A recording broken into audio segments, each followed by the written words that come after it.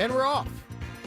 Welcome into Gwynn and Chris, Tony Gwynn Jr., Matt Scraby, Chris Ello to join us, hopefully, in the 4 o'clock hour. I don't think Scraby and I are 100% counting on it, but we'll see. He said assuredly in the text this morning. He did say assuredly. And I drafted, not a joke, Tony, I drafted 3 different texts addressing the word assuredly, but I did not send. So I was like, how could you say assuredly when last time you said assuredly and you didn't show up until 5? Yeah, that would be the opposite of assuredly. Seems like the winter meetings are off and rolling. As we were coming on the air, A.J. Preller was finishing up his MLB Network interview. Scraby will work hard to try to get some sound on what he talked about. But it does seem like, Scrabe, that as we start to get into this week's festivities, a little more information is seemingly trickling out in terms of where the Padres are and how this offseason perhaps should go. Yeah, I mean, we've learned more about Roki Sasaki today than I think in the last month combined, because his agent Joel Wolf spoke, but we'll hear from him a little bit later. Yeah, we'll hear from his agent Jim Wolf here a little bit later on in the show. By the way, Will Venable, new manager of the White Sox, former Padre, will join the show in the next segment. We got a pretty full show for you, despite only half of a third of the crew being here, or 2/3 of the crew being here, a third of the crew not here. We'll try to keep you guys informed as new stuff comes out. But let's start with this. I don't know if you saw the AC article that came out today. Definitely did, yes. You know, yesterday, I can't remember where it came from, but there was some talk that the Padres were, it put it in a way that seemed as if the Padres were trying to cut prices or cut the salaries. And I don't know that I actually agree with that sentiment in terms of what the Padres are trying to do. I think they're trying to stay basically where they are. You know, maybe come down a little bit. Does that mean they're going to turn around and not be competitive? I don't think so. I think this is basically the same situation as last year, right? I think Juan Soto in the Juan Soto regard was the big piece, the huge piece that was on the board. Now, the Padres may not have a piece like that, but A.J. Preller is going to look to do similar things in terms of how this roster is constructed and how you put some of the missing pieces. Obviously, left field. Jerickson Profar's name all of a sudden bubbling up, not just here in San Diego, although it was said yesterday that the Padres seem to be pretty confident that they're going to be able to bring him back. But now all of a sudden Juan Soto's off the board, and there may be a few more teams that are contending for his services. I've seen the Yankees. Don't go there, Jerickson. Don't do it. Unless they pay you a lot of money to go there, don't do it. I think you'll have much more fun in San Diego, but I mean, the Yankees are the ones that are going to offer good money at this point. It seems like the Yankees, to me, are kind of relieved that Juan Soto didn't accept their offer, because they were saying, okay, now we went way outside of our comfort zone anyway to bid as much as we did, $760 million, and it just sounds like they're a little relieved. Yeah, that's usually what the team who doesn't get the player wants you to feel, or wants you to think. Wants to feel and wants everybody else to feel for them. They definitely went out of their comfort zone with no hesitation until, of course, they didn't end up with him. And now it's like, well, yeah, I think it was better this way, that we didn't spend our money there. There's also the stories of Juan Soto's mom getting kicked out by a security guard in April that didn't make him happy, and the Yankees were a part of that. There's just a lot of stories that we can't believe, really. No, I mean, this is kind of typical in today's sporting environment. You know, when no one ever just leaves and it's just they just left. The jilted lover always has to have the final word. Always trying to cut an angle. Yeah, but I think because we're getting chats right now on YouTube. You can watch us on YouTube if you just search 97.3 The Fan. And it's Dan. Cut payroll again? Now I hear maybe moving Cease to save money. I don't think this is a money-saving move. Last year, they had to move Juan Soto because they were going to be over the luxury tax, and they did not want to pay a third straight year of luxury tax. According to Kevin Acee, and this is a segment out of his article, their payroll for 2025, there being the Padres, will be higher than last year's $169 million, but the aim is for it to be less than the current projection of around 210, according to people familiar with the Padres' plan. So the Padres are at 169. We know that there are a bunch of just pay raises that were already on the books. Now, I don't know exactly where those pay raises get the ball club to, but right now they're projected around 210. That projection comes with the arbitration deals that are supposed to have, so the number's around 210. That's about $41 million higher than it was last year. I think Fernando's big years are starting to kick in. Yes, Fernando's big years. I think Manny, he's already got big He's years already got before, the big but years. you know what I'm saying? Xander's he keeps big his years are going to be going. coming up. Exactly. And so all of that is part of the projection. So if they're trying to keep it in between 169 to 210, where does that number lie will also determine how much maneuverability that A.J. Preller has come this offseason. Now, and also keep in mind, as was the case last year, all of the movement may not come during the offseason. True. Ruben Venable said this to us yesterday. A lot of the movement for this past season came during the season, counting spring training time. Yep. And so, not saying it's going to be exactly the same way, but it certainly could be. Xander's money has already kicked in. I thought there were some already, escalators in there, but no, he's already been making the same amount of money, and he will until 2033. So you don't have to. You just know exactly what his number is going forward. Right. I think trading, and why is it Dylan Cease over Michael King? Is it just the easy answer of they see Michael King as the better long-term pitcher than Dylan Cease? Because it seems like Dylan Cease's name is the one who comes up in all these. Like, why do we not hear Michael King? Is that because the Padres have possibly made their decision on which way they want to go? Possibly. I mean, if you are just comparing the two pitchers, Michael King certainly, was pretty. He was more darn consistent. Good last he year. was really good. Dylan Cease was also really good, but he was kind of inconsistent. I don't know. That's a really good question. I think ultimately, the value is probably good either way.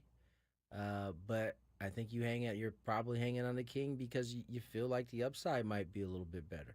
Yeah, I agree. I mean, don't get me wrong. Dylan Cease, for God's sakes, he threw a no-hitter last year. He's finished runner-up in a Cy Young before. He looked like a Cy Young at times, but he did have his moments where it was inconsistent. But, he's a pitcher you want in your rotation if you can have him. But if you have holes in the same way, right? Who wouldn't want Juan Soto in right field? But you had bigger holes to fill, and so you did what you had to do. This is kind of the same thing. Cease certainly doesn't net you the same type of players in return, but it could address a designated hitter, perhaps a left fielder that perhaps you're about to lose, or some controllable young pitchers that you could use. So, I think that at the end of the day, that's probably what you're looking at. I think the Padres' plans are not on hold, but a lot of their plans are waiting to see where Roki Sasaki goes, because it changes for them what they're going to do. Because if he chooses the Padres, he's immediately in that rotation, and they have a little bit of breathing room. Yeah. Maybe they don't need to trade Dylan Cease now. Maybe they want that rotation the way it is. I think the Sasaki possible, a chance to acquire him is a big piece on the board for the Padres, because it does soften the pitching situation a whole lot, assuming he can be the guy that everybody is assuming he'll be.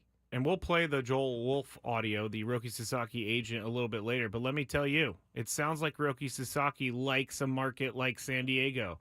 He likes the small to mid-tier markets. He likes the markets that aren't so up in his face in the media. I guess he's had some really terrible time with the media in Japan. So San Diego sounds like a pretty good spot, Mr. Sasaki, if you're going to come over here and live in the United States. It's not bad. Yeah, I think we'll get into what Jim Wolf, his agent, said. Joel Wolf said in his earlier today when he was talking to some of the reporters. But yeah, there's some little tidbits in there that are I think interesting, and certainly give markets like the San Diego Padres a lot of hope. All right, let's get to break. When we come back, newly minted White Sox manager Will Venable, former Padre, will join us right here on Gwynn and Chris. SD Fat.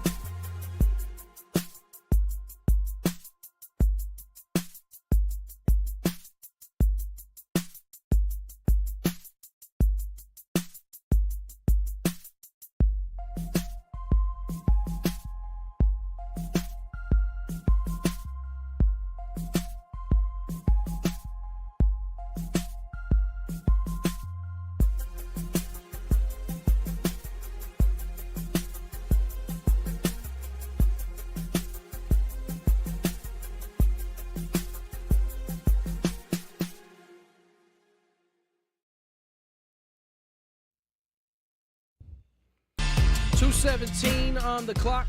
Tony Gwynn Jr., Matt Scraby, Chris Ello joining us in a couple hours. On the line, newly minted manager. Great friend of mine. I don't get to say this very often. This is one of the first times this ever happened, honestly. A actual friend that is a manager in the big leagues. None other than Will Venable joins us here on Gwynn and Chris. Will, how are you? Congratulations, my friend. I'm doing great, T. Thanks so much, man. I imagine you're pretty busy right now. You got winter meetings. We got it up on the screen right now. It looks like it's very, very festive. There's a lot of managers, GMs walking around. What's been your experience as a first-time manager at the winter meetings? Yeah, man, a lot of action down there. Super busy down there. I know you've been to winter meetings, and you know all the action that goes down down there in the lobby. But it's been great. You know, yesterday was really about connecting with our front office and a couple of the coaches that we have here in Dallas, and connecting with the group and going through some stuff. And then today has been more of the media blitz and getting in front of some people and talking. And then tomorrow will be some managerial meetings. Now, it's not as though you are new to the media. I mean, you've been a player in this league. You've been a coach at many different levels. Are the questions different? Does it feel different on that podium as a manager now versus any of the other hats you've worn? It does. I'm having to answer for the group, and kind of the plan that we're setting here, which is great. I think maybe some of the challenges that I'm still very much learning the organization, learning the players, and still developing that plan. So sometimes I feel like I don't have answers to some of these questions, but it's all good, man. It's been different, but it's been a lot of fun. We're talking to new White Sox manager Will Venable here on 97.3 The Fan. And, Will, the White Sox are coming off of a record-setting season last year, and not in a good way. But one of the first things I thought of when I heard you were coming on was I wanted to ask you, what was it about the job that attracted you? Because there's certainly a lot of work ahead. Yeah, I think, really just, to get going and to take the interview, it was really about, the city of Chicago and what I knew of Chris Getz, and just very on the surface level, the thought of being part of something and building it, and then when I got in there and started through the interview process, got to know Chris and his group more, got to have an understanding of the vision, the foundational pieces that they're putting in place, and really just the excitement and of the game plan was really what it made it an attractive opportunity for me. And I'm really excited because every day since then that this job has kind of exposed more of that. I've just been more and more excited and more optimistic that we're doing it the right way. Well, this wasn't your first go-around going through these interviews. I mean, you kind of are collecting data as you are going through this process. What made you more prepared, more ready this time around than maybe in years past? I would really say it's been the last few years with Boch, and kind of the experience that I had in Texas. Being in Chicago as a base coach was amazing and learned a ton. Being a bench coach in Boston with Alex Cora was amazing, and he taught me a ton. But Boch just brought my development to another level where, he's asking me questions about lineup construction and letting me in on conversations he had with players and how he went about solving different problems, and get to watch him do his thing in game. And he's just really been an open book and really just got me to the point in my development where, going through this process, I was able to speak to the things where before, it was really just more of my philosophy and my thoughts. Now I had, actual real experience in going through some of the stuff. Talking to White Sox manager Will Venable, and he's so generous with his time being at the winter meetings right now. The winter meetings produces a lot of rumors, produces a lot of news, and I know the White Sox roster is a rumor mill right now, but as the manager, how do you prepare for the 2025 season when you're not sure if you're going to have some of your more established players on the roster?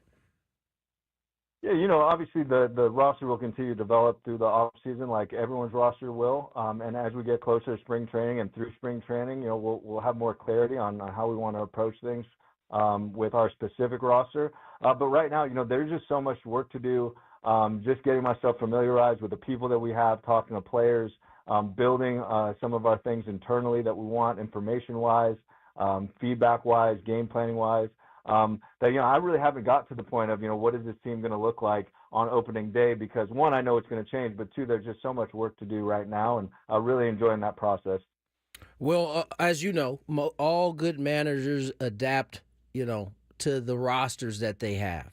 However, there are some principles, some core principles that each manager has and want to establish with their ball club. Can you share some of those core principles that a Will Venable managed team will possess? Yeah, I mean, Tony, man, in our playing days, it's so tough, right? And there's so many things that you cannot control. It's really, about the things you can control and making sure that you dominate those things. And, right. And when I think about that and the things that, I know that you are important to you and I, is really effort, right? Which means, getting down the line, obviously like hustling after balls, but also just preparing, right? And having an understanding of the information you want to take into the game. And then going out there and doing your best to execute it. And, it doesn't always work out, and it's a tough game with its challenges. But I think, if you're going out there with the mindset of competing and you're prepared to do it and give great effort on the field, those are the core values that I'm going to set really high expectations for our group. Talking to Will Venable, White Sox manager. Last one for me, Will. Thank you so much for your time. You know what? We share something, and that is we have both been a coworker with Tony Gwynn Jr. before. And so I know the radio Tony Gwynn Jr. You know the baseball Tony Gwynn Jr. Can you let any of our listeners in on what Tony was like to be a teammate with?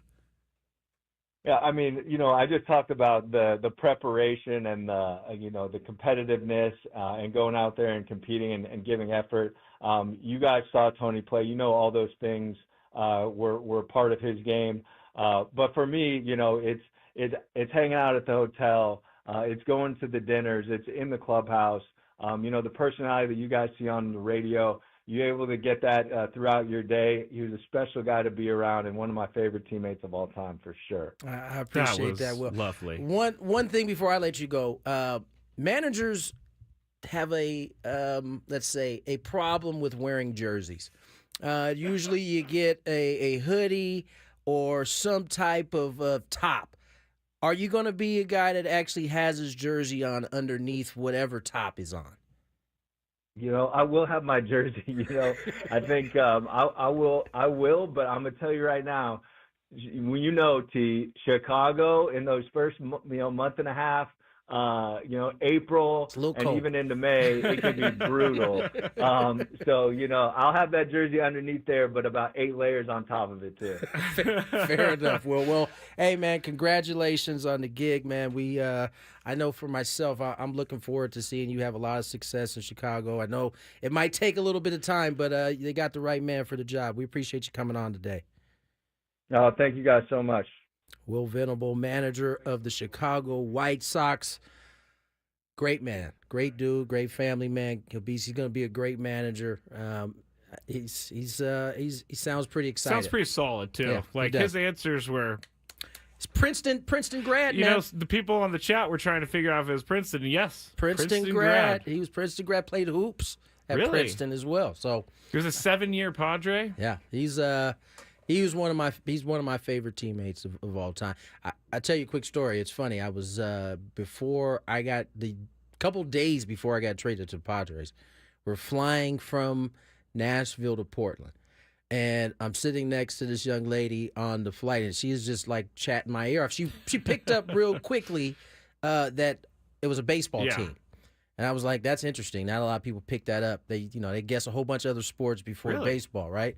And so the whole time we're talking back and forth, and somehow the conversation stirred to baseball, and she was saying that her boyfriend played for the Portland baseball. That's ironic. We're getting ready to go out to play. That's crazy. And so I met Will's girlfriend at the time, now wife, and 2 days later I get traded to San Diego. Maybe like a week or two later, Will gets called up to the big leagues. And so we kind of, at that point, I was like, I think I met your girlfriend. Wow. I mean, I think that's one of those things where you are paying attention to what's being sent to you, because that was a foreshadowing. Yeah, I guess it was. I wasn't paying attention like that, but No, I know. turned At out the to time, be pretty good. Pretty good That's a foreshadowing. good story. No doubt. I liked his. I like someone who's not afraid to take on a big challenge. Yeah. And And this is a big challenge. It's certainly a big challenge, but Will's extremely smart, man, and he's not afraid to say he doesn't know something. One of the traits that I enjoyed about him most, especially as a dude who's that intelligent, that smart. If he doesn't know something, and that's an ego thing a lot of times in sports, right? A coach doesn't know something, and instead of saying, you know what, let me go find out for you, they make something up, or they just refuse to say they don't know, or go ask somebody that does. And so you've told me this before. I think you've told me, Scrape, you don't be afraid to say you don't know. I've been working on that. It's perfectly fine not to have an answer for But you something. always feel like you need the answer. Yeah. Because you came to me for the answer. I don't want to be the guy who deflects it to someone else. Hey, if I would prefer you deflect it to someone else and give me the wrong answer, which how you got the name bearer of misinformation. Well, that's for several different reasons. I have dyslexic brain. I have an ADD brain. All of the above. This just came in on the Athletic. Oh. The Dodgers Oh no. are out on Nolan Arenado. There was not the news I care about. Said, don't expect LA. Well, there was some talk that they There were was. immediately front runners as soon as it made. Well, everybody's a front runner. It's just the law. You Right. have to be a front runner. Well, the Dodgers are always front runner. That has to be the law. I think. Yes. The Dodgers have to be the front runner. If any player becomes available on the trade market, Dodgers first, and then all other teams second. I thought I saw Walker Buehler had signed. He has not signed. No, they keep doing that to me too, Tony. They put free Free agent agent watch watch. on the bottom of MLB Network, and it makes it seem like someone signed. Yeah, no one signed. I did see that the Mets are not out on Pete Alonso. I saw that too. Does that surprise you? Yes, but Why? it shouldn't surprise My me. guy is filthy rich. Yeah, I mean, There's no other way to put it. I shouldn't doubt anything that Steve Cohen has in front of him, because it sounds like he will pay. Steve Cohen is the what is my man's name? Ballmer for the Clippers. Steve Ballmer, He's yeah. the Steve Ballmer of Major League Baseball. But he's not as vocal as Steve no, Ballmer. he doesn't. He doesn't. Steve get, Ballmer grabs the mic and goes, "Ah!" I'm kind of concerned for him sometimes. Like He gets really blood into it. pressure seems like it's through the roof sometimes. As Steve Cohen, though, you don't think there's any part of him that was a little nervous to sign that contract? No, because he said when he first bought the team that he wanted to make a splash, and if to be quite frank, right now, his team is the talk of the city. How often is that the case? When the Yankees Never. It really doesn't. You know, happen the very Yankees, as we talked often. Question about. is, can they remain the story? Yeah, right. The blame game is just going everywhere right now, and it's Aaron Judge's fault. It's even Derek Jeter's fault. I didn't see that. I heard everybody was relieved that he didn't sign back to the Yankees. Well, All the Yankee fans. That's are saying not. They're saying that. I feel like they are, but $765 million is not a drop in the hat. No, it's not a drop in the hat. All right, let's get to break. On the other side, Joel Wolf, the agent of Roki Sasaki, we'll get to hear from him on the other side. More Gwynn and Chris.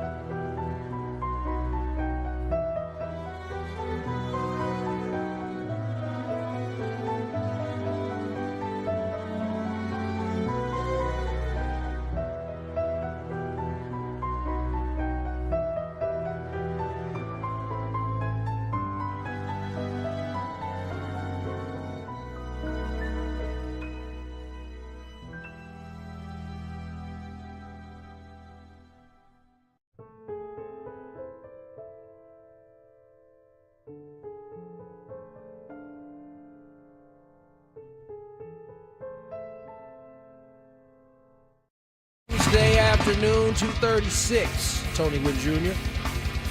That's Gravy. Chris Ella will hopefully join us in the 4 o'clock hour. Assuredly. Or as he would say, assuredly. Assuredly, I'll be there, everybody. I cannot wait for him to assuredly not be here till 5:30. Yes. Well, so we'll wait to see on that. We did hear from Roki Sasaki's agent, Joel Wolf, and some interesting things that we were able to kind of pull today. Scraby kind of mentioned one of them. He's had some issues with the Japanese media. Which I have questions about, but not like bad questions. Yeah, we'll dive into that a little bit more here shortly. But let's hear from him in terms of his thoughts on the Padres. And the posting process. Well, we'll get to that second. I thought that's what you wanted first. No, I said the Padres. Oh, wait, I first. do have that one. Oh, Oh, my my gosh. Lord. Thank you, Tony, for saying that. I feel the same way. Here it is. Joel, considering his admiration for you, Darvish, relationship potentially with you, how would a team like, say, the San Diego Padres fit as a suitor? I would assume that that would be a team that he would seriously consider, but his relationship with Darvish is private between the two of them, and how much that will weigh on his decision making, we'll have to find out.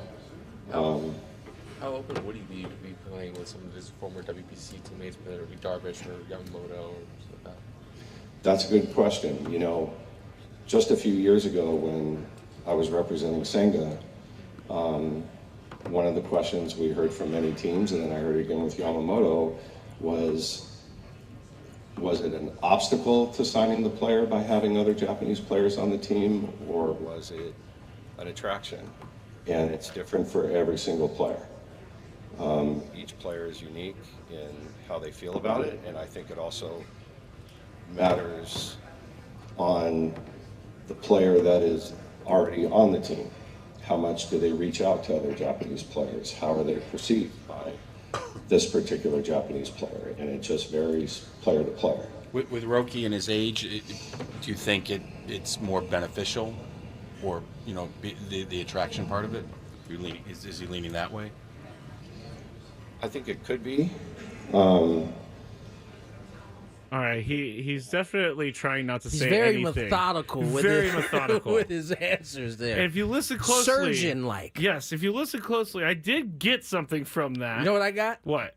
Somebody didn't want there to be another Japanese player on their team. This is what I got. Ah, because okay, all he right. said it varies to different guys. It does. And he brought up Senga, obviously because that's probably the guy that he last represented. He didn't say which way, one way or the other, but I don't funny. know. That's the first thing I thought. I was like, oh, that's interesting. That is interesting. Somebody was like, nah, I don't want any other Japanese guys on their team. with They me. just want to be. I mean, from a sponsorship standpoint, I guess. I mean, Otani is going to steal all the sponsorship. Hadn't even crossed my mind. That's a great call there. I do love that he said he would assume that the Padres would be a team he would strongly consider. I thought you would like that. Because we're finally, we've been just saying it. We're finally hearing someone else say the same thing we've Someone been who saying. probably actually has some real information to say that. Yeah.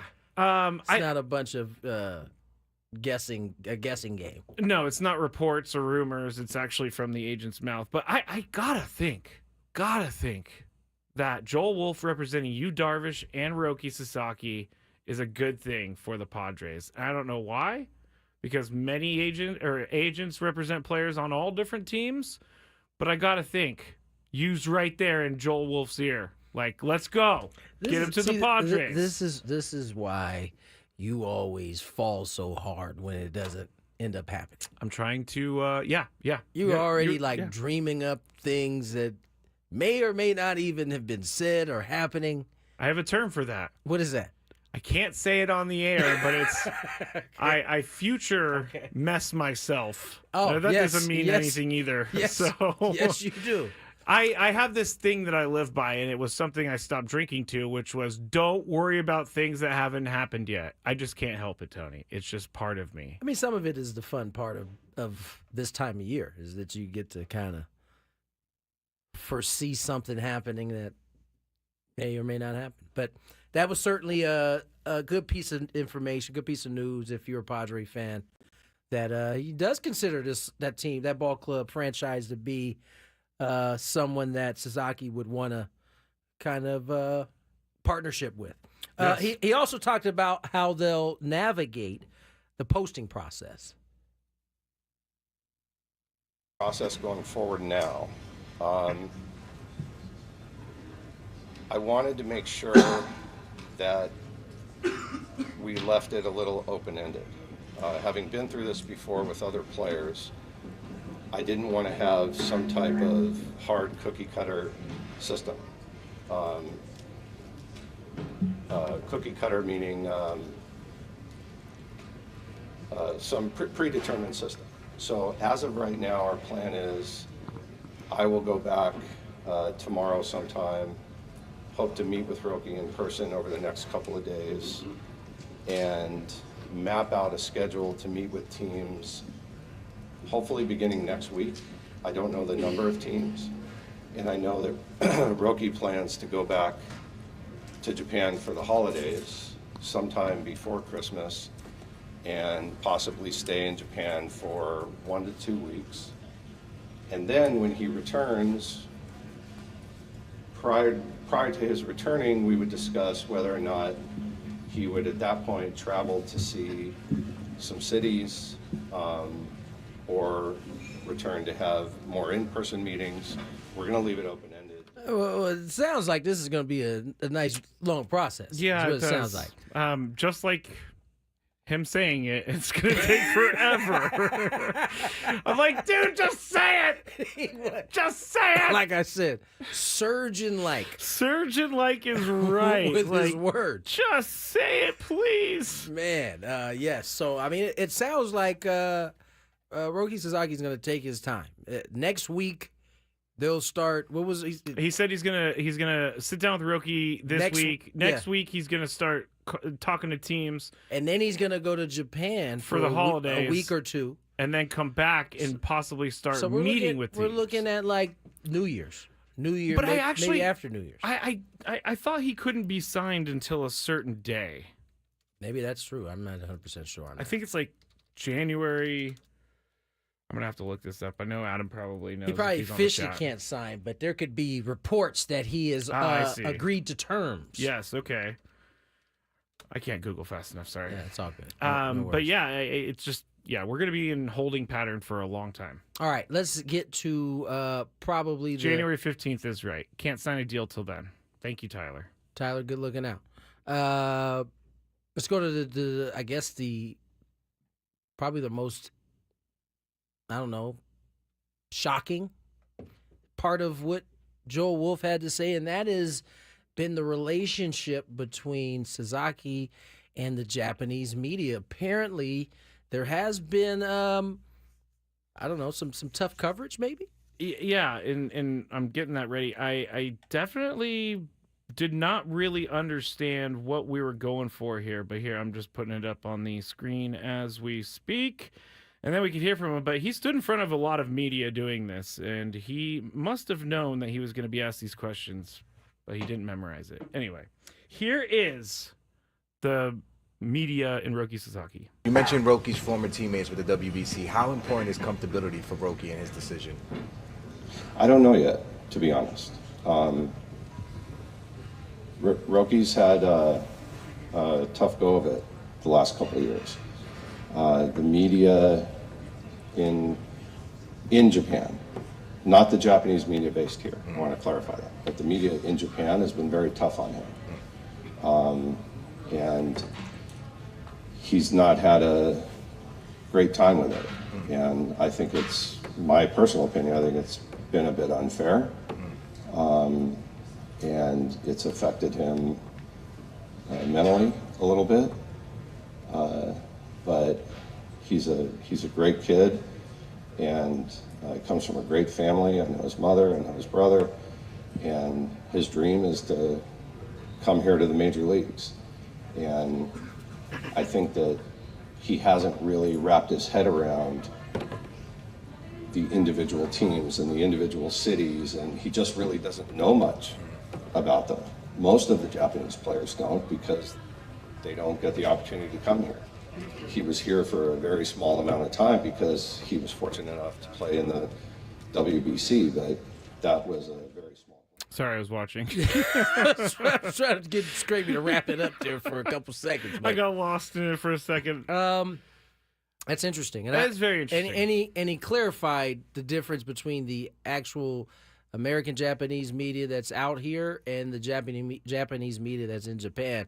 It is the Japanese media that's in Japan that he has had a difficult time with. I've tried to look into what happened, like if there's any articles out there about this, but I couldn't find anything. So this could mean a lot of things. It could mean, did they not want him to leave? Was he not, were they being critical because of performance? What exactly is Why the is issue? he getting hounded by it? Right. And if someone's mentally, what did he say? Did he say mentally affected? I think he did say mentally affected.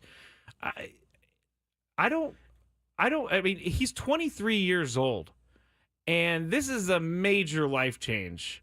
Yeah. So I think it's going to be difficult for him to wrap his head around anything until it happens. That's the other thing that everybody should be mindful of. Let's forecast and say that Padres do end up signing Sasaki. There still is going to be an adjustment period as he gets used to culture, the different ways of that are changing for him, how he lived in Japan versus how he's going to live here, and that's inevitable, right? We watched Ha-Seong Kim go through it. Mm-hmm. I mean, Yu Darvish went through it in his early. I just thought Yuki Matsui as well. Yuki Matsui. I mean, there are a lot of guys that come over, and there is a transition period, and so if he were to sign to San Diego, you hope that Darvish being on the team can help ease that transition a little bit. But there's still going to be some rough patches for him, no matter where he signs. Yeah, and if he wants a media market that's not going to be too hard on him, I think San Diego. All those people all the time tell me you're too nice to players. Well, look what it's possibly getting us, Roki Sasaki. And if he wants to come here, I'm not going to criticize him for his first start. I'm not going to be like, hey, he's terrible. Cut him. DFA. At some point, if he's not playing well, you're going to have to be critical of him. Yeah, but I know you have no problem doing that part. I have no problem with being critical of people, but I don't want to be unfair in my critical nature. But fans do tell me that I'm too nice to players. Yeah, that's because they want blood most of the time. True, thank you. So I don't necessarily agree with that. Mike Schilt had some words about the possibility of adding Roki Sasaki, and he seemed pretty confident, I must say. Listening to him talk about it, he seemed pretty good. Should be very legitimate contenders. We fully expect to be right in the mix, and actually at the end of the day, have Sasaki a Padre. Yeah. We've got AJ's done a tremendous job. The organization's done a tremendous job of making sure that we're very relevant internationally. Our roster speaks to it. We have a bunch of, we've got, obviously Darvish, and we've got, Yuki from Japan. We had Kimmy over from Korea, and, multicultural club that, is open to that. I know, heck, AJ speaks Japanese. He worked on learning Japanese to, recruit, Atani years ago, and I know they got really close there. So, we got Nomo in the organization that clearly is well respected, rightfully, in Japan. So we've got a lot of inroads, to get to Sasaki and make that happen. And I know we're going to put the full court press to make it happen. And we're very optimistic. He does sound confident. He does. He sounds pretty confident. Sounds like a guy who knows something. This draft order right now is kind of fun to watch. The MLB draft lottery? The MLB draft. So they made it so that you couldn't just lose a bunch of whole games and get the number one pick. It's basically lottery balls. And the Rockies, as you would expect, had the worst record. And guess what? They didn't get the first pick. No. They had the best percentage chances, and they slid all the way down to 4. The Mariners, who were supposed to be Marlins. No, the Mariners were supposed to be 5th, right? Wasn't that the Oh, Mariners? I was going to say the Marlins went from 2nd to 7th. To 7th, yeah. But the Mariners that were supposed to be 15th look like they slide into 2. That's awesome. It's pretty cool. I Anyway, mean, the Rockies would bungle that pick anyway. they bungled it. They didn't even bungle it this time. If you have so many number 1 draft picks, that means you're not doing a good job with your team.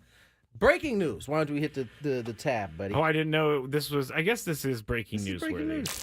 This is breaking news from 97.3 The Fan. Well, the Yankees have pivoted. Max Fried agrees to an 8-year deal, $218 million. Now, let's wait to see if he deferred any. Oh, I'm checking for deferrals every time somebody signs for a bunch well, it's because of money. the Dodgers have someone who's like, if you don't defer, we're gonna fall Break you your out to the kneecaps. parking lot. Seems that way. Largest ever for a left-handed pitcher. Interesting, Largest ever. Wow, that surprises me a little bit. according to Jeff Passan. Well, he's usually pretty right. Yeah, no, he's Nationals he's- get the number 1 overall pick. Angels get the Nationals. 2nd. Mariners get the 3rd.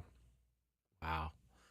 Hang with the Marlins. And the Nationals are kind of building something right there. They are another number 1 pick, and they definitely know how to draft. Yeah. That's for sure. They got Dylan Cruz. I don't know if he was a number 1 overall pick, but Mariners had a 0.5% chance to get to the 3 spot. That's where they got. that's awesome.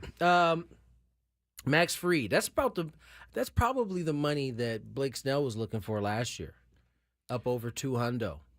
Yeah, but he's probably pretty happy he Yeah, didn't, no, he he didn't get definitely- that contract He last bounced year. back, got what he needed this time around.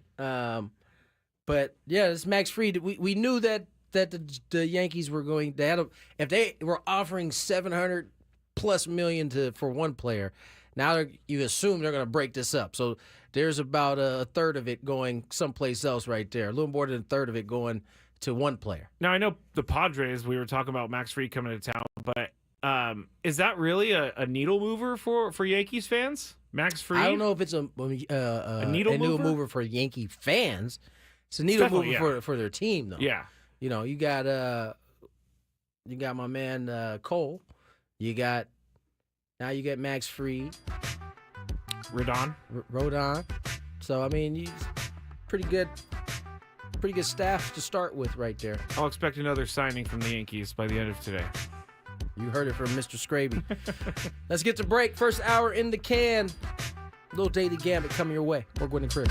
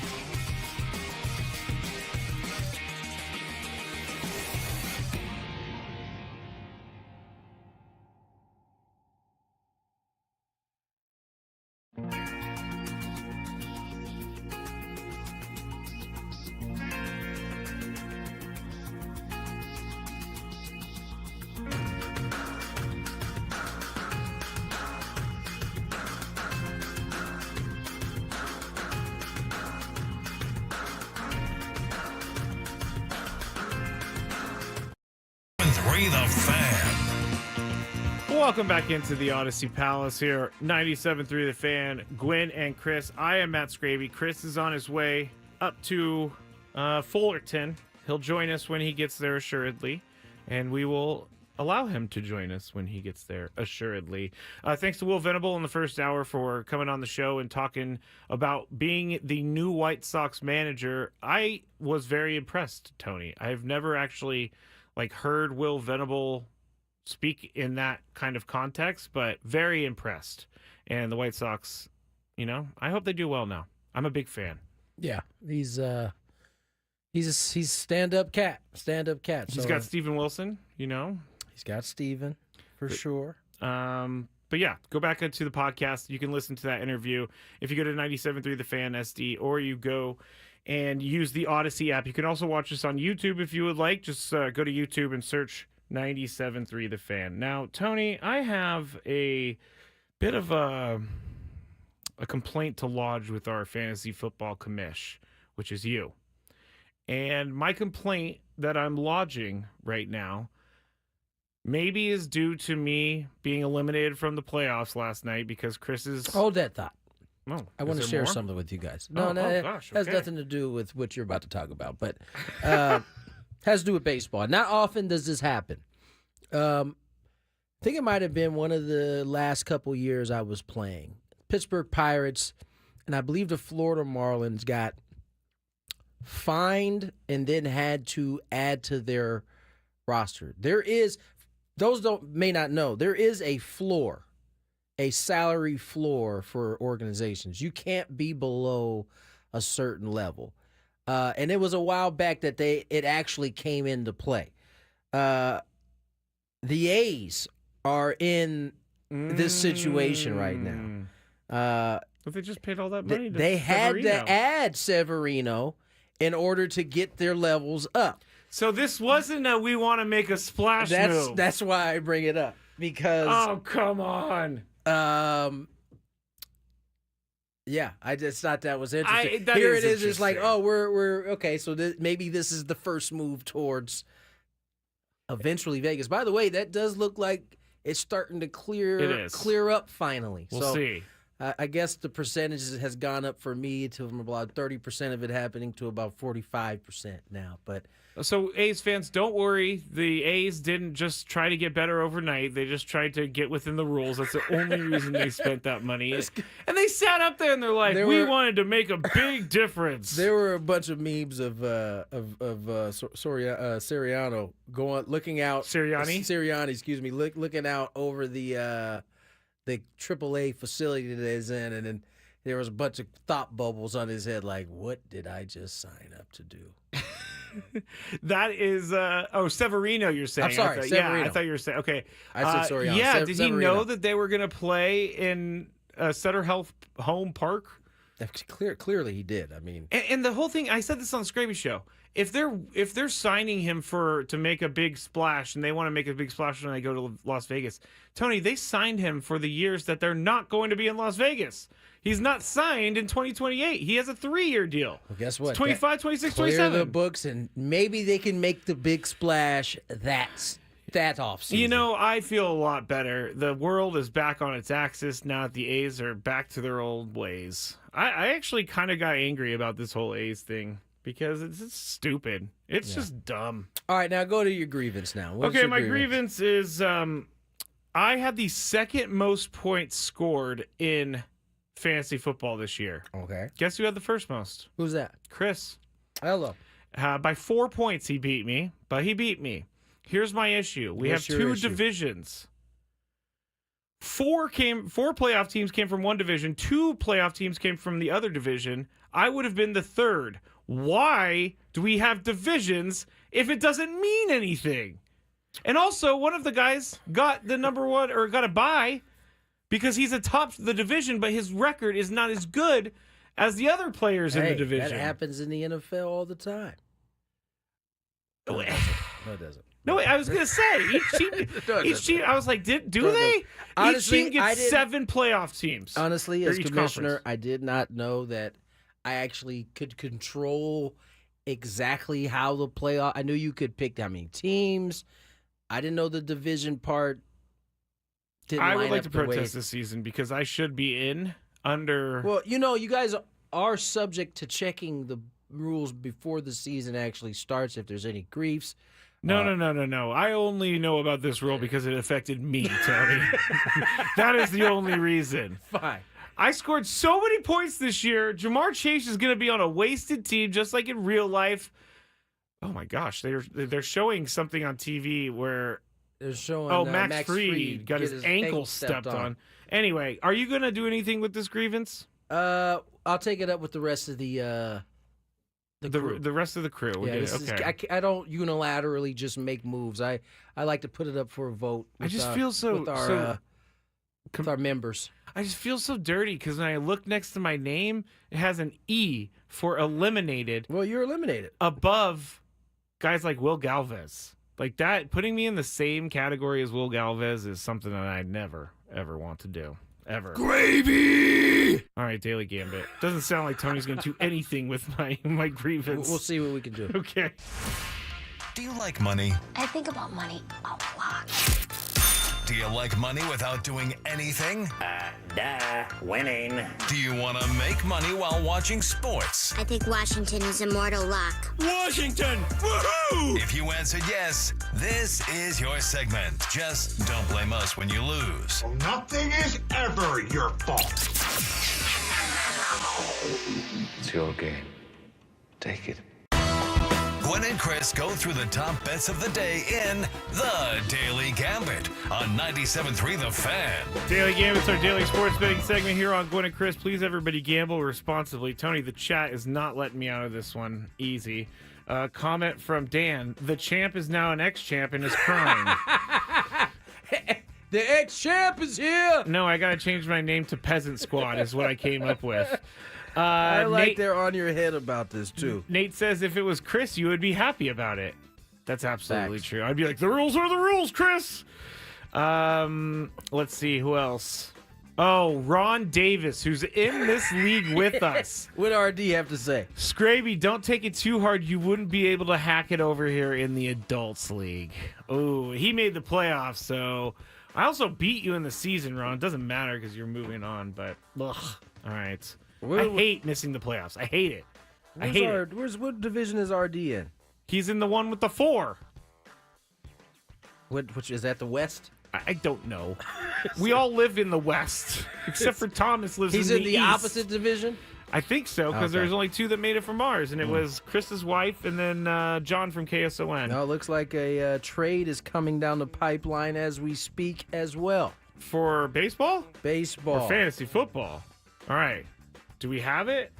It came up on my phone, and then I lost it. Sorry. All right, I'm going to get into the Daily Gambit. We will stop as soon as we see the news. Let's see. Last night, Monday Night Football, pretty good game, actually. Joe Burrow is incredible. Jamar Chase is incredible. Bengals were minus 4.5 on the spread in this one. Chris chose the Bengals. You and I chose the Cowboys. And Tony, the Cowboys lost, and they lost our bet for us, too. Now, did you see the misery of Jerry Jones after the punt? He was steaming. So the Bengals punted, was blocked by the Cowboys, but then it hit one of their players trying to catch it, and it bounced into a Bengals' hands, and it gave them the ball. Joe Burrow throws a touchdown to Jamar Chase. Did you also catch Micah Parsons storming off the field before the game was even over? I mean, I kind of felt him on that one. Like, they have found a billion ways to lose games. This one is a new one. I didn't even know what the rule was on a block punt. That the block team tries to field. It's kind of like it's like a kick. Like if it's like a muffed punt. Muffed punt. Yeah, exactly. Basically, it's just is really close to the line of scrimmage. Anyway, that's crazy. Okay, so Andres Jimenez, yes, to the Blue Jays from the Guardians. 4.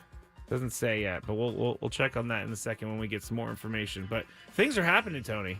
Things are happening. That's what happens at the old winter meetings.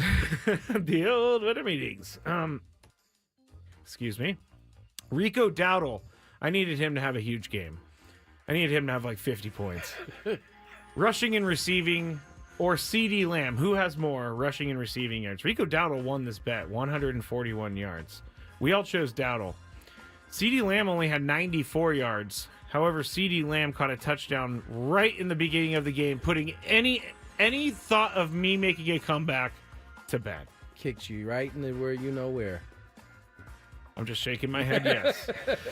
Joe Burrow, over under 280.5 passing yards. Tony went under. We went over. Joe Burrow had 369. Joe Burrow, you cannot go under on this guy. That was stupid. I don't know what I was thinking. He's on fire.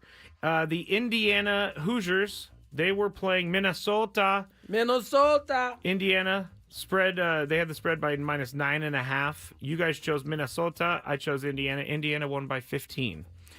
Next one, Rangers, minus 1.5 over the Blackhawks. We all chose the Rangers. Blackhawks win 2-1. That's just how it works. Of course. I picked the Winnipeg Jets when they're undefeated. They lose. It's like every time I pick the worst team, or I pick against the worst team in the NHL. They win. It doesn't matter. It's me and the Lakers betting on them. Scotty Barnes, over under 21.5 points last night. You guys went under. I went over. He got hurt. Yes, he scored did. 15 points, so it was under. All right. Where have the Mets odds gone ever since signing Juan Soto? Well, they have moved to the top of the World Series champion odds. They went from plus 1,200 to plus 750. The Mets are behind the Dodgers. Or I'm sorry, the Dodgers are the number one, but the Mets are up there now. They've moved a lot up right behind the Dodgers.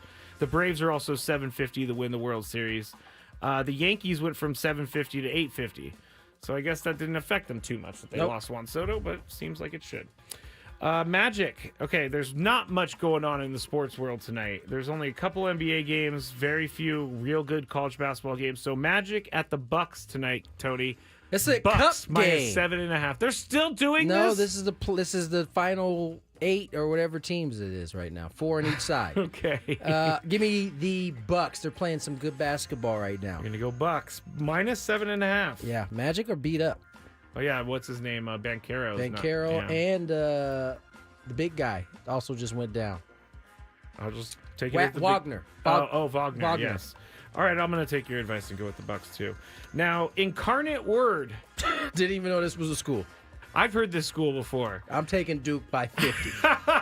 Well, their spread is minus 34.5, so you're still going Duke. I'm going Duke. All right, I'll go Duke as well because Incarnate Word cannot match up with Duke. I'm sorry. There's just no chance. No.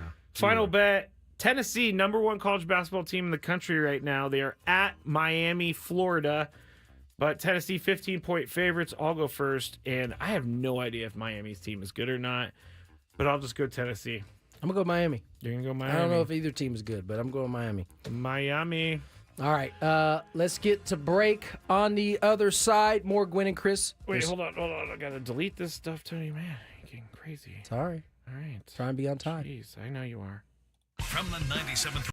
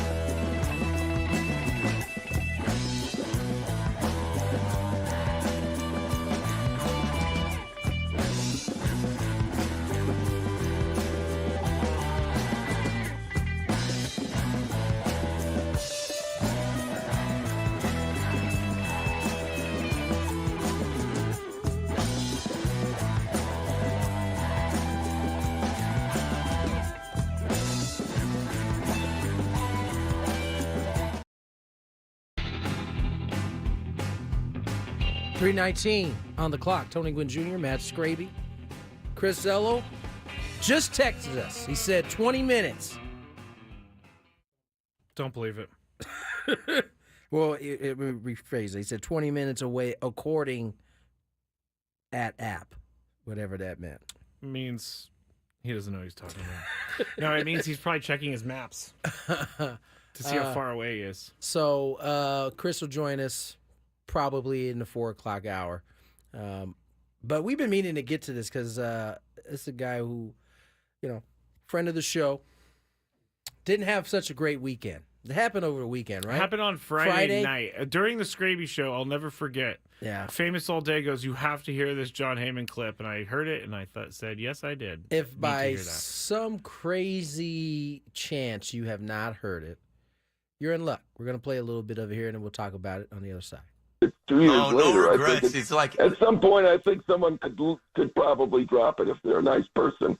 What I think is it just like how I introduced you. Everybody in baseball knows who you are. So one, it's a credit to your work, your following, and how. By the way, I won't be going on with you again. The whole thing has been a disaster.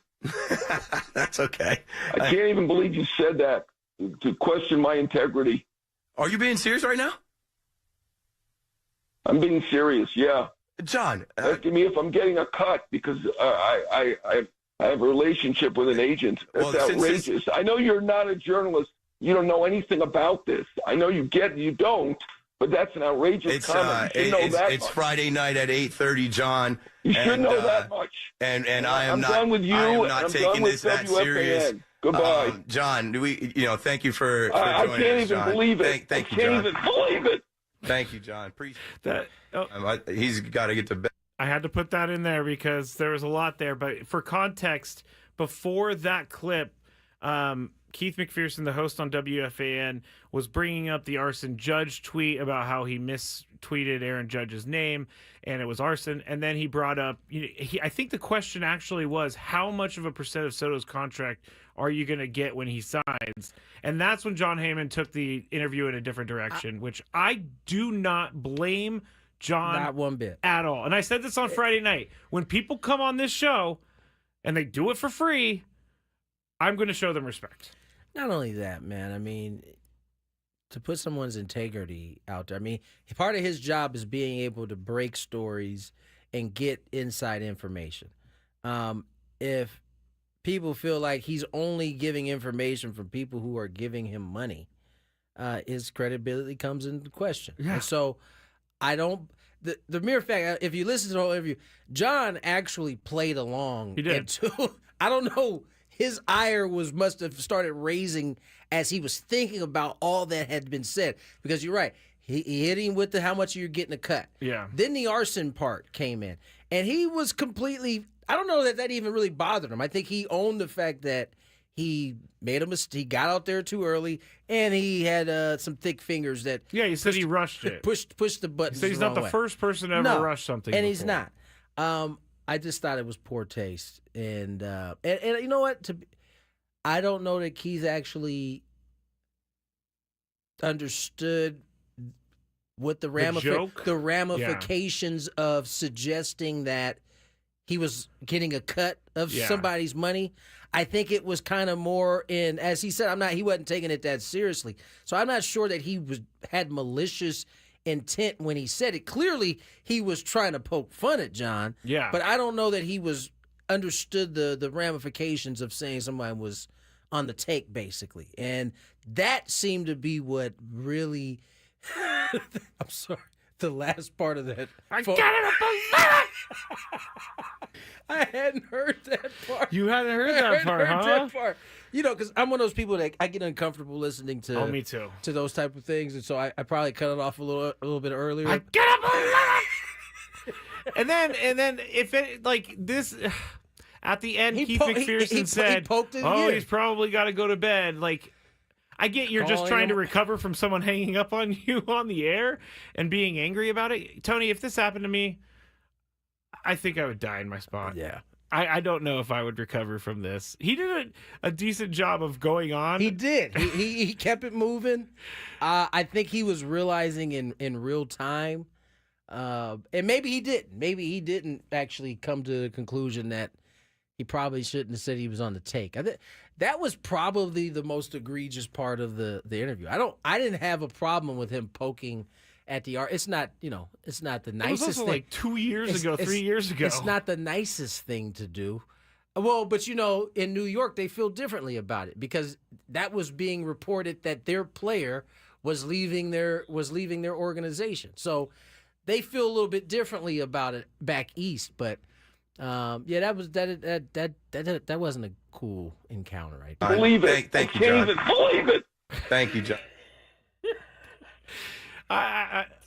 We worked with John for a full season, and I said this on Friday. He was nothing but nice, and I've never heard anything mean out of him like that. No. Except for the one time he was standing on a corner and people kept honking at him, and he was like, "All right!" He is a New Yorker. He is a New Yorker. So, no, John is. I have nothing but good things to say about John. Now, because I'm watching some of the reaction to it, and Andrew Marchand. I believe it's Marchand. He's like a media guy, and he did a podcast, and he was talking about if this was a good thing for WFAN or a bad thing. But he basically came to the conclusion that this, no matter how we like it, is a good thing for Keith McPherson. But I could say that it's only a good thing right now. It's a good thing for Keith McPherson, for sure. Because he's getting attention. He's getting his station attention, his show attention. I don't know how this is going to sit with other baseball writers. I mean, maybe he won't have to cover baseball as much. But I do know one thing about the media members in baseball. They definitely stand up for one another. So I can definitely see people saying, "Nah, I'm not going on WFAN. The way you guys treated John wasn't acceptable." I could definitely see that happen. Oh, me too. I've received those texts before from people Exactly. long time ago. But if you're the program director of that station, I don't know. I meant to ask Adam, come running in here. Adam's listening. Adam, we could use you for. We want to know what you would do with us if that happened. I'm interested to hear what he has to say. Because I think we just assume in today's day and age that all news or all headlines are good headlines in some ways. I'd be interested to hear what he thinks as a PD. Is he coming? No. Okay. I don't see him. I don't hear him running either. So anyway, not a good moment. But John Heyman, he came out okay in this. A lot of people are saying that he overreacted, and I don't get it. Definitely didn't overreact. You can't, because it's live radio. Like you're literally questioning his integrity on live radio. Yeah. How did you expect him to react? Did you think it was going to go over his head and he wasn't going to catch it? Like, I don't understand. Yeah, I don't understand the line of questioning because I can imagine myself making a joke like that, but like making it completely and totally like, make it seem like it was a joke instead of kind of asking the question like it was serious. Yeah. It's kind of where we are. Yeah. But that was fun on Friday night. I'm glad that broke during the show. Did not overreact from Rod. Adam Paul. The people saying that don't understand journalism. They don't. They did. He told him, I know you don't know anything about that. I see, this is the problem. I feel bad because John Heyman's clip is him losing his mind when for the first 2 minutes or 3 minutes of the interview, he was taking it in stride. We'll do it live. Well, sometimes you got to lose it. Sometimes you just got to lose it. All right. Yeah, we should ask Sam Levitt about that. Let's get to break. More Gwynn and Chris on the other side. Sam Levitt, the great, joins us next. Ben and Woods on the Fan.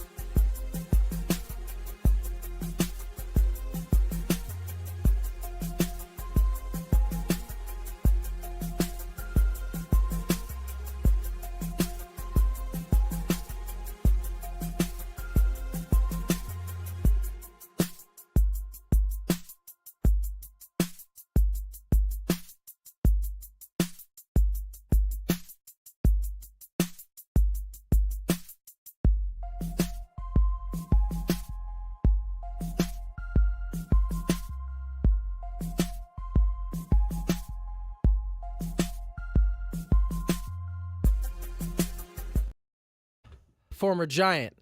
He's now, can't remember the team that just went by. It's 1 year, $4 million. I know that. Was it the Rockies? 1 year, $4 million. I think it may have been the Rockies. Oh, man. You get to a point where you're going to the Rockies in free agency for $4 million. Hey, they checks cash too, buddy. Yeah, I believe it was. Yes, they do. But you cash. Don't win. You don't win. You know, sometimes it's not important to guys. Sometimes. That would be hard. Yeah. I guess when you count your money. I'm about to say every 2 weeks. Maybe not. Maybe not as hard. Oh, baseball players are paid bi-weekly. Yes. Wow. Didn't know that. Direct deposit, huh? See. Gosh, that would be so nice just to be like, wake up. Because I do check my bank account when I get paid just to see money in it. Right. Because Who does it's the only time that I have money. I think everybody does. I can't even imagine seeing like Manny Machado's direct deposit into his bank account. They broke down Juan's deal. I think he's making something like $5,000 per minute or something like that. I think it's like $5,200.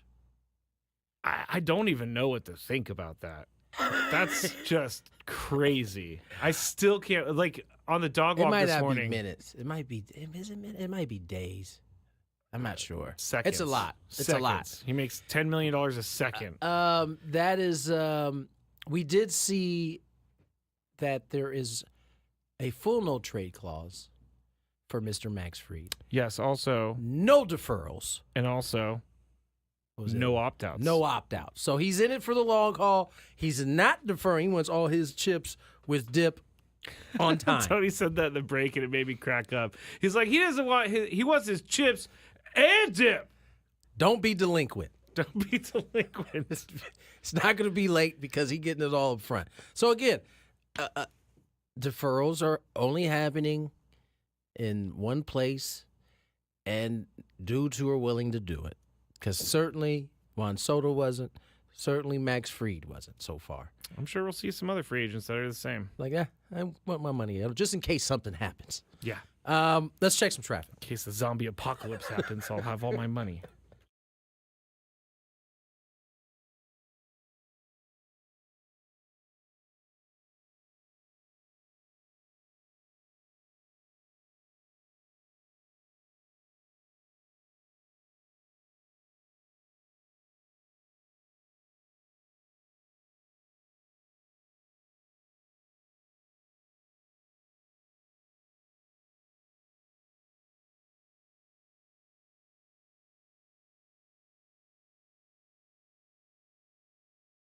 Get a free courtesy check of your tires and battery. Visit SoCalOilChange.com for directions and discounts. SoCalOilChange.com. I'm Kelly Danick with Gwynn and Chris, San Diego's #1 sports station, 97.3 The Fan. Appreciate you, Kelly. Let's get our guest online, none other than the great Sammy Levitt. Day 2 out at the winter meetings. Yes, give this hardworking man a round of applause. He deserves one. Sam, how are you, my friend? Day 2, you tired yet? Well, I better not be too tired because I've got a 2-hour radio show to host. He sure does. San Diego time, so I've got to save up the energy. It's been a long couple of days. You know, there's a lot of walking around. You're just, doing all these different things and talking to people and going through these different events and media availabilities that they have. But it's a long day, but good days. And hey, this time of year, it's good to talk baseball and have everybody gathered in one spot. So not today. I cannot be tired because I got to go till 9 p.m., which is 11 p.m. here. So I'm just getting started. Yes. It's going to be a little bit of a time for you today. Seems like day 2 has brought a little clarity, at least in the Padres organization, in terms of spending, where it's going to be. It sounds like, according to Kevin Acee, they were at 165 last year. They are at an estimated 210. They want to be somewhere in between, and that could possibly mean, and we talked a little bit about it yesterday, moving one of the pieces that are already on this roster. Yeah, and then rumblings from Kevin and other reporting here at the winter meetings about, potentially the trade market for Dylan Cease. We talked about him yesterday, and obviously if the Padres are going to move somebody to A, free up money, B, fill needs, or even C, improve their minor league system, Dylan Cease would be a pretty interesting candidate, and probably just from a payroll standpoint, a candidate that makes the most sense to be moved. So I don't think at this point, based on Kevin's reporting, I don't think it's all that surprising to now hear those rumblings. Look, A.J. Preller spoke within the last 90 minutes or so, and he was asked by other media. I asked him about his appetite for exploring the trade market for one of the pitchers that are going to be free agents at the end of the year, whether that be Dylan Cease or Michael King. And look, with that scenario, no surprise, AJ is not going to give up a whole lot. He gave you the answer about, hey, when you have good players, you get calls. So, I love Sam. I love how you say he gave that answer, meaning we've heard it on a number of times. Yeah. Answer 67B. Yeah, especially with stuff like that, you're not typically going to get a whole lot, which is okay. But look, it's certainly not surprising to hear the rumblings. I think as you see what Kevin reported today, again, we talked about it yesterday, the buzz, the feeling here as I talked to people was that the payroll was sort of the first order of business for the Padres and figuring out what that number ultimately is going to be. And obviously the luxury tax threshold is another big part of it, along with the actual payroll number for 2025. So not surprising to hear, and it just goes back to what we discussed yesterday and what I've talked about all day on the station. That is, this is starting to really look like another offseason where AJ is going to have to get really creative and aggressive, and he's going to have to hit on different moves. And look, if you move a guy like Dylan Cease, yeah, you could fill needs and you could free up payroll, but you also lose a guy who's a Cy Young candidate at his best. So, I kind of feel like it's almost a little bit similar to the Juan Soto situation last year. It's different because it just seemed like Soto was that big fish, and we were just waiting to see what they would do with him. But it almost feels that way again in the sense of, maybe they're going to have to move somebody significant, but it doesn't necessarily mean that you can't build a really good team and be competitive. I mean, let's remember, they traded Juan Soto, and they somehow figured out last year a way to win 93 games. Yeah. It is possible. It's tough. It requires a lot of creativity and success from A.J. Preller. But he proved he can do it once, and we may be getting to that point where he's going to have to really do it again here as we move into 2025. Sam Levitt joins us live from the MLB Winter Meetings presented by San Diego County Credit Union. It's not big bank banking, it's better. So, Sam, you went to Roki is who I'm trying to say. Roki Sasaki's agent's press scrum, Joel Wolf, and he had some interesting things to say. Mostly about how he was mentally affected by the Japanese media. And I've been trying to look and find out what that even means, and I don't know if you have any more on it. But what were your overall takeaways from what he told you guys? Well, it was, I'll tell you what, it was a very interesting half hour with Joel Wolf. And look, I think when he's up there talking to literally 100-plus reporters this early in the offseason and this early in the posting process for Roki Sasaki, I think you have to take everything with a little grain of salt. Yeah. But with that said, I did find it very interesting how in-depth he got about Sasaki and some of the issues that he's had with the media in Japan. And essentially, from what Joel Wolf said, the situation is that, in Japan, for as young as Sasaki is, and him showing an interest in coming over to Major League Baseball, coming over to the United States as early as he is now, that's considered in Japan sort of trying to swim upstream and maybe a little bit disrespectful. So apparently, and this is according to Joel Wolf, the media has been very hard on Roki Sasaki, and that's impacted him.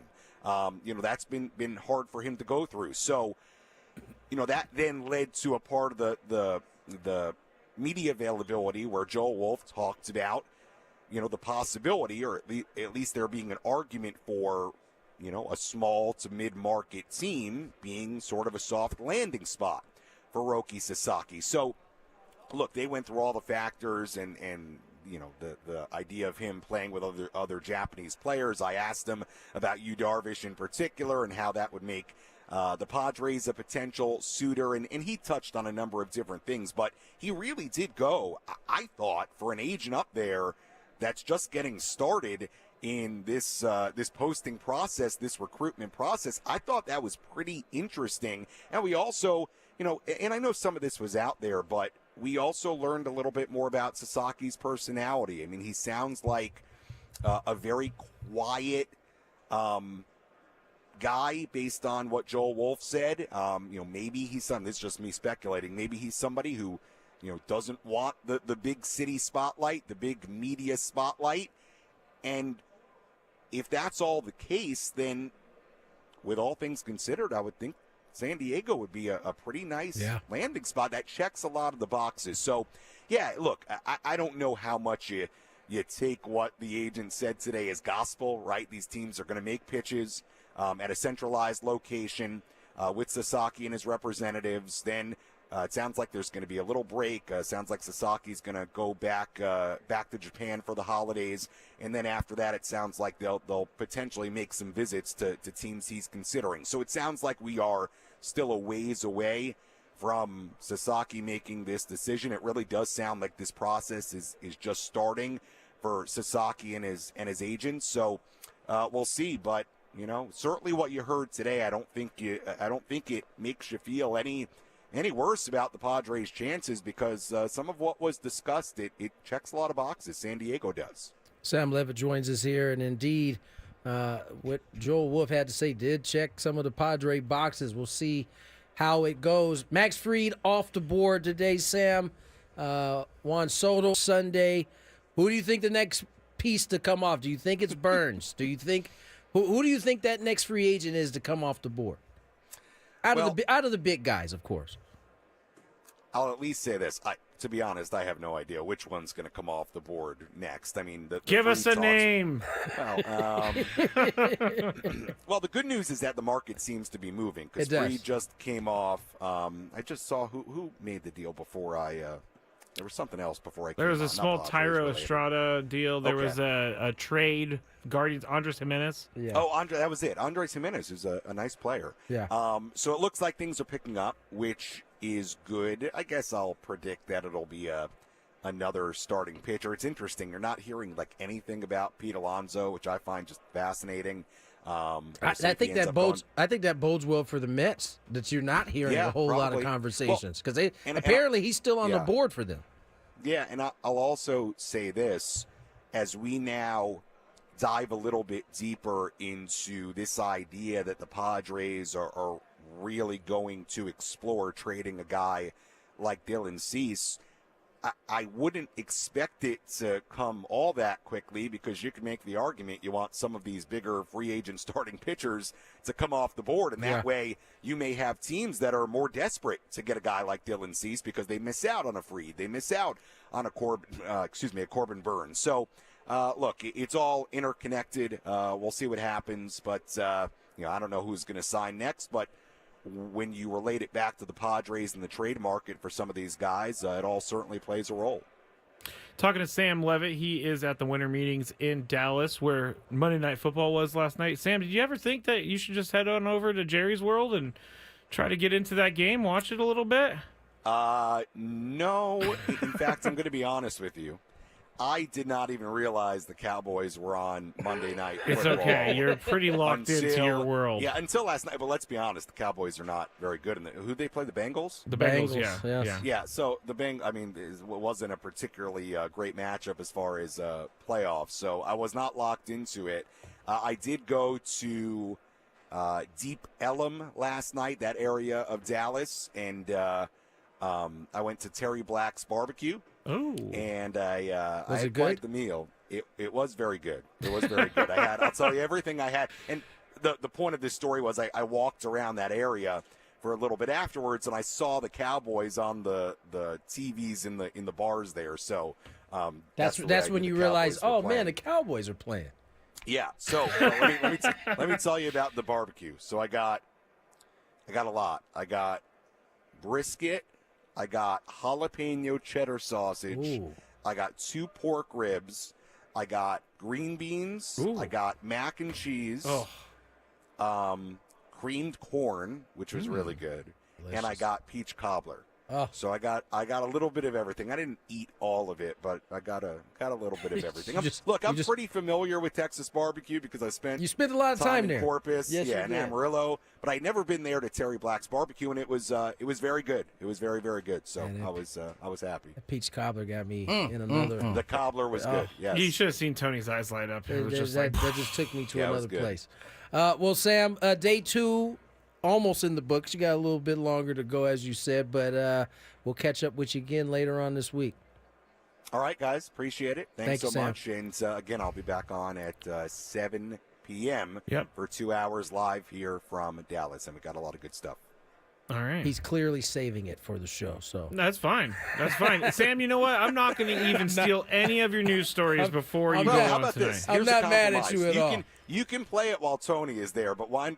How about for the Scraby hour, we come up with some original concept for once? I actually have one more question for you. It should be the Scraby Show, executive produced by Sam Levitt. That's what it should be. I have many executive producers. Rod from the chat is also an executive producer. Sam, we have a fantasy football issue with our league here. And so Tony was actually going to poll the rest of the league to see if we should change it. But I missed out on a playoff spot, and we have 2 divisions. Yes, it's heartbreaking. We have 2 divisions. 4 playoff teams came from one division. 2 came from the other division. I got some bad news for you. What's the point of the division, Sam? What is this bad news? The bad news is that I have no control over how many teams are the divisions. It still boils down to still. Then what is the point of the division? Do you want to get rid of the division, Scraby? Is that what it is? If it helped you me, still would have missed the playoffs. I would have. Yes, regardless. Sam, would you have voted for 3 from each division? I don't even know what is the point of the divisions as far as the schedule. There isn't a point. I just put divisions. No, I mean, honestly, I'm fine with it. However Tony wants to do it, the commish wants to do it.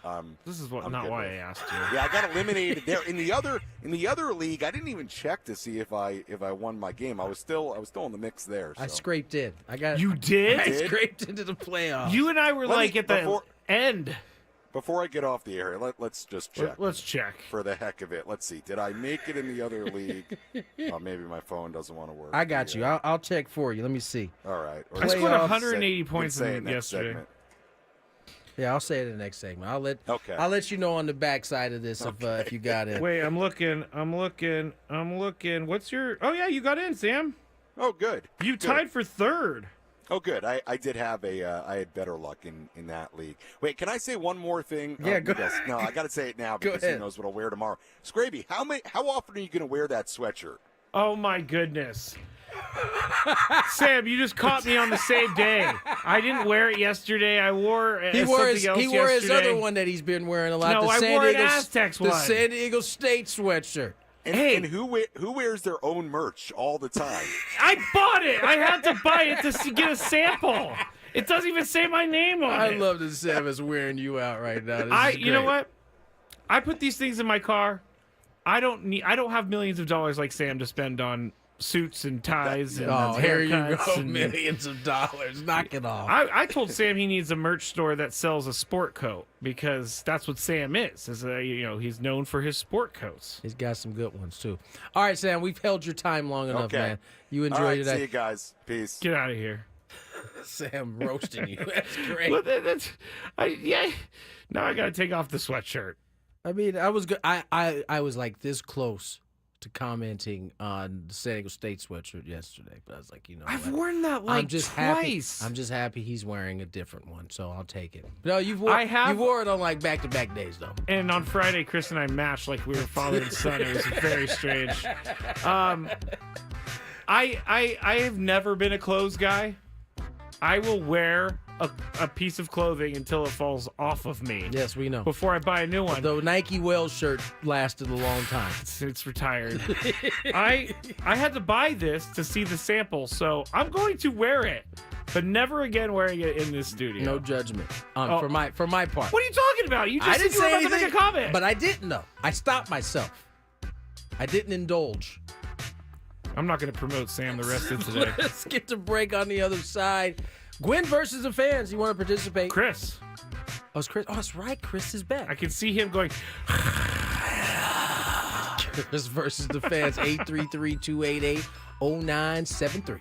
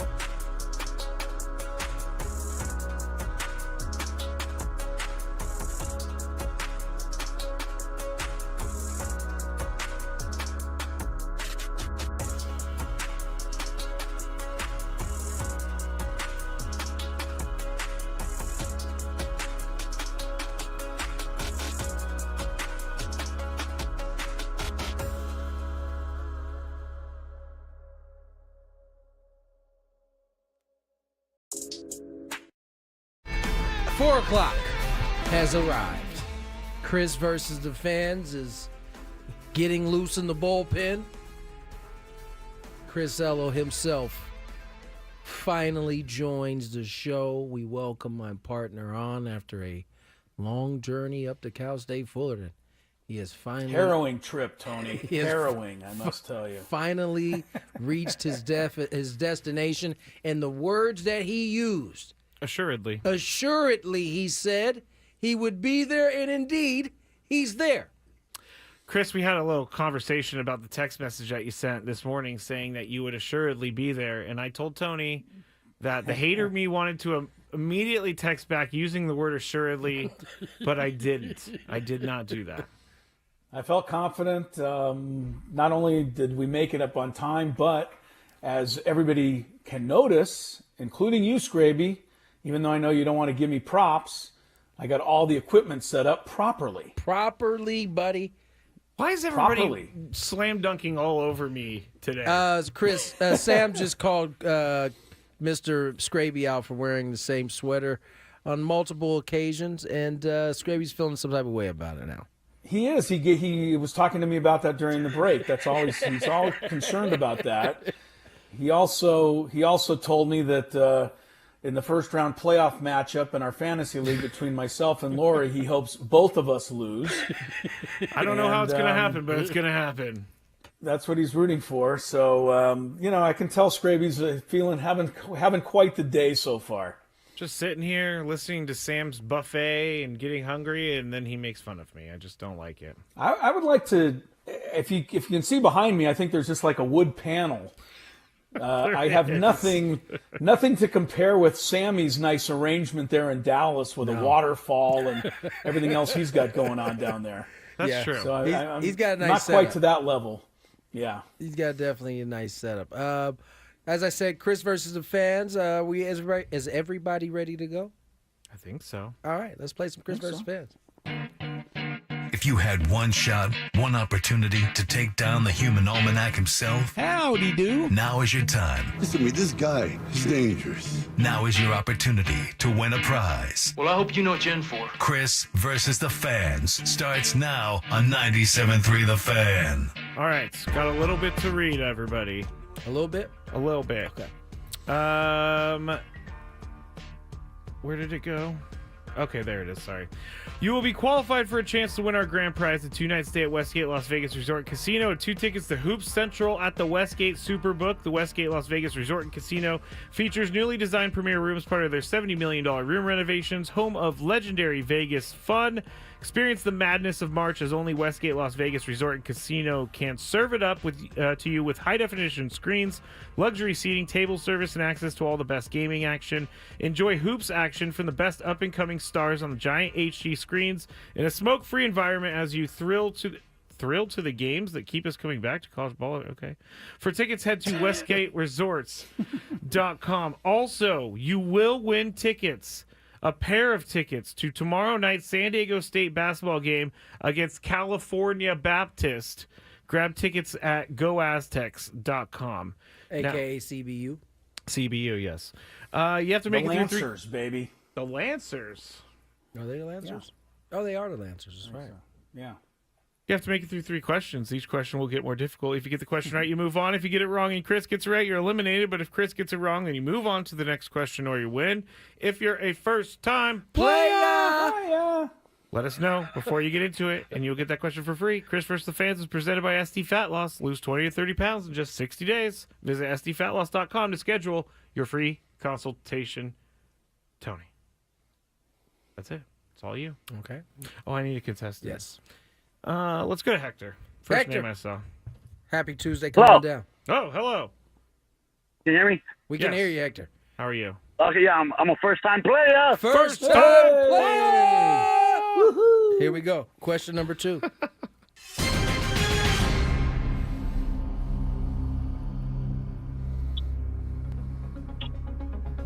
Who has the most catches in the NFL right now? Who has the most catches? Yes. Receptions. Man. Who was that? Jamar Chase. I'm going to just say Jamar Chase. I don't know. Don't know. Sorry. Jamar Nice Chase job. it is. He Nice did work. last night with Hector. his 14 catches last night. You're stacking them up. Here we go. Question number 3. A lot of good it did your fantasy playoff. Don't bits, even Greg. start with me, Chris. I scored 180 points. What year? No, let's do this one. What wide receiver has the most yards in a game this season? In one game. One game. Single game. Who is that guy? Man, I don't know. I'm going to take a guess. And Jefferson. I'm going to just take a wild guess and say Jefferson. Justin Jettis Jefferson. Oh, he had a really good hang game on the Sunday. line, though. Ello, do you have the answer? I don't know. I have a fair guess. Fair guess. He had an unbelievable game a few weeks ago. I don't know that it was the most yardage of anybody this whole season. I'm going to try Jerry Jeudy. Mr. Jeudy out of Alabama. Wow. I cannot believe it. The answer? Hector, congratulations. You are the winner. Stay there. We got to wait a little bit. Stay on the line. We got some time to kill. The answer, Jamar Chase. Yep. Oh, it was 264. Yeah, 264. That was a tricky. It was a little trick When I question saw there. where Tony went with the question, I was like, oh, he's doing this. Oh yeah, Yeah. doubling up on the Jamar Chase answer. What did Judy had about 250? I think he had 235. 250. My man had 235. Since we have some time to kill, how about this? Another burglary in the NFL community. Oh, yeah. I saw that. Joe Burrow's home broken into. Now, obviously, they were in Dallas. Yep. So thankfully he wasn't there, and probably was robbed partly because they knew he wasn't there, as it was for Mahomes and Kelsey. I don't know what you're going to do about this, Tony, but this is an issue. Yeah. This is What are definitely you an going to do issue. about it, Tony? Yeah, I don't know. I don't think I'm going to do much about it. But this does seem to be a little bit of an issue, Chris.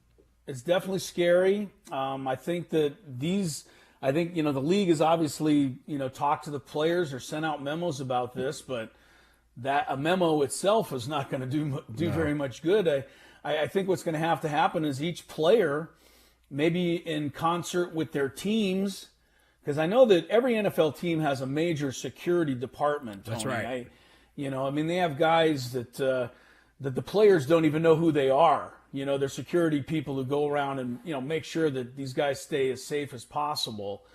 I think the teams are going to have to put a program in place with some of these high-profile players, working with the players themselves to make sure that security is, very visible, at these players' homes. I mean, I don't know that Joe Burrow gives his address out, but at the same time, he's such a high-profile athlete. I imagine in Cincinnati, they've probably done features on this, features on that, and enough people know where he lives now that this is really a scary situation, especially if he leaves his family behind for a night. I can tell you that is true. I was texting with my friend who lives in Cincinnati. I was like, do you guys know where Joe Burrow lives? Jamar Chase is like, yeah, we know where all those guys live. According to the ESPN article, as I mentioned, the homes of Patrick Mahomes and Travis Kelce were broken into in October. In the NBA, Milwaukee Bucks forward Bobby Portis had his home broken into November 2nd, and Minnesota Timberwolves guard Michael Conley had his home burglarized September 15th while he was at a Minnesota Vikings game. So this is starting. I think we kind of knew it was a little bit of a problem when the NBA and NFL sent out memos. They don't do that type of deal because they don't want to alarm people unless they feel like it's something they need to keep an eye out for. And here we are, a few weeks later, a month later, and we're talking about another burglary. So you're right; it does seem to be becoming a problem. Do you think the NFL needs to step in and provide I think they security? can only step in so much, Gravy. Right. I think each team has to or if I'm Joe Burrow, I'm going right to my security, department, whatever that is, or if I'm Jamar Chase, or if I'm Derrick Henry, or Tyreek, whoever it is. I'm saying, hey, what can you guys do to help me? And then whatever they can do, I'm going to probably double up on that with my own for sure. security surveillance. I think you've got to have a presence at the home. And if you have to pay for 48 hours of a presence, that you got the money to do it. I think it's money pretty well spent at this point. Yeah, I don't think there's any question. This does seem to be getting scarier. It seems like by each incident that keeps popping up, certainly something to. Has anybody? I'm knock on wood. I've never been burglarized, but I know that my mom many years ago had some jewelry stolen while she was out, and it just felt like the world's most helpless feeling, and just a violated type of situation. To think that somebody was in your house, or somebody was in your apartment, and someone was in your wherever it is, and just kind of rooting around and taking things. To me, it's not even the item itself. It's just the fact of people being in your house looking around. That is an awful feeling to have once you realize that has happened. It's a pretty high violation of one space, right? In college, I had a friend who they had their apartment broken into and robbed, and they were passed out, so they didn't know. But they thought, like, for months these guys were coming back, and they were like so nervous, and they were just so uneasy about everything, every little sound. What was that for a long time? The security and the sanctity that you have being at home, that goes away once it's, or at least it temporarily, at the very least, goes away when your house is broken into. So hopefully the authorities can get that kind of. It's also what happens when you say you have a Batmobile on TV. That's also true. I mean, you got a Batmobile, you probably got some other cool stuff. See in this, there. and the funny, and this is the catch-22 about that kind of access, right? And it's not to say that they broke into his house because he literally said he had a Batmobile, although he does. Just want to point that out. It's kind of the catch-22 that But prior to the access that is now given, would have just been a conversation between two teammates. Yep. That we would never know about. But now, that's right. It was on the Hard Knocks show. That's how this came up. It was on the Hard Knocks show, and so now, I mean, everybody's watching that show, and it's not above anybody. It's in 2024 for somebody to hear, oh, he has a Batmobile. We should break in to go see it. Right. Like that's where we are right now, and you could see a solo scenario. Somebody did it just so they can take a picture or a video of themselves next to the awesome. Batmobile. But you can never show anybody that photo. Whoa. That would be pretty awesome. What are you, a criminal now? Just to go in and take a picture with the Batmobile and then leave? I think that would be pretty cool. Yeah, sure. While Joe's not home, just pop in, Scrabe. I'm not like saying, maybe I'll just go knock on his door and be like, hey, can I go see the Batmobile, please? I don't want to do anything. I don't want to steal anything or go through anything. I just want to take a selfie with the Batmobile. Joe was catching a lot of flack for his outfit to the stadium yesterday. I don't know if you guys saw. Joe's got some. He's like Kyle Kuzma. He's got some interesting taste. Yes, he does. He looked like his outfit looked like one of the carpets in Vegas. Yes, it did. The Starry Night type carpet where you're looking down, you're like, what is this pattern? All these patterns and lines. That's the first thing I thought. I thought, oh, he's going to Vegas? I feel good for Joe Burrow, though. Finally gets a win after many weeks of putting up insane numbers of yards and touchdowns and losing. Yeah, no doubt about it. All right, let's get to break. On the other side, I think Chris is probably the guy looking most forward to the Netflix Christmas game. We're going to get into the crew that will be representing Netflix when we return. More Gwynn and Chris. Here's some traffic. From the 97.3 The Fan.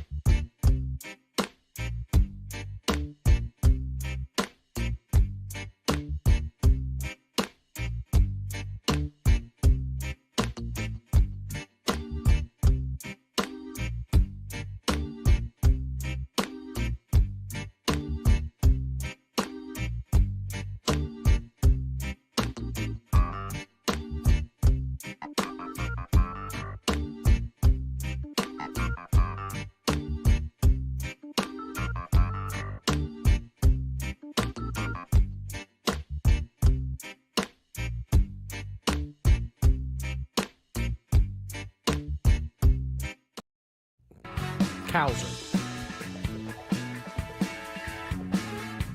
You just want to say his name? Hi, everyone. He's on the MLB Network right now. Earlier, we were watching the network telecast the draft order.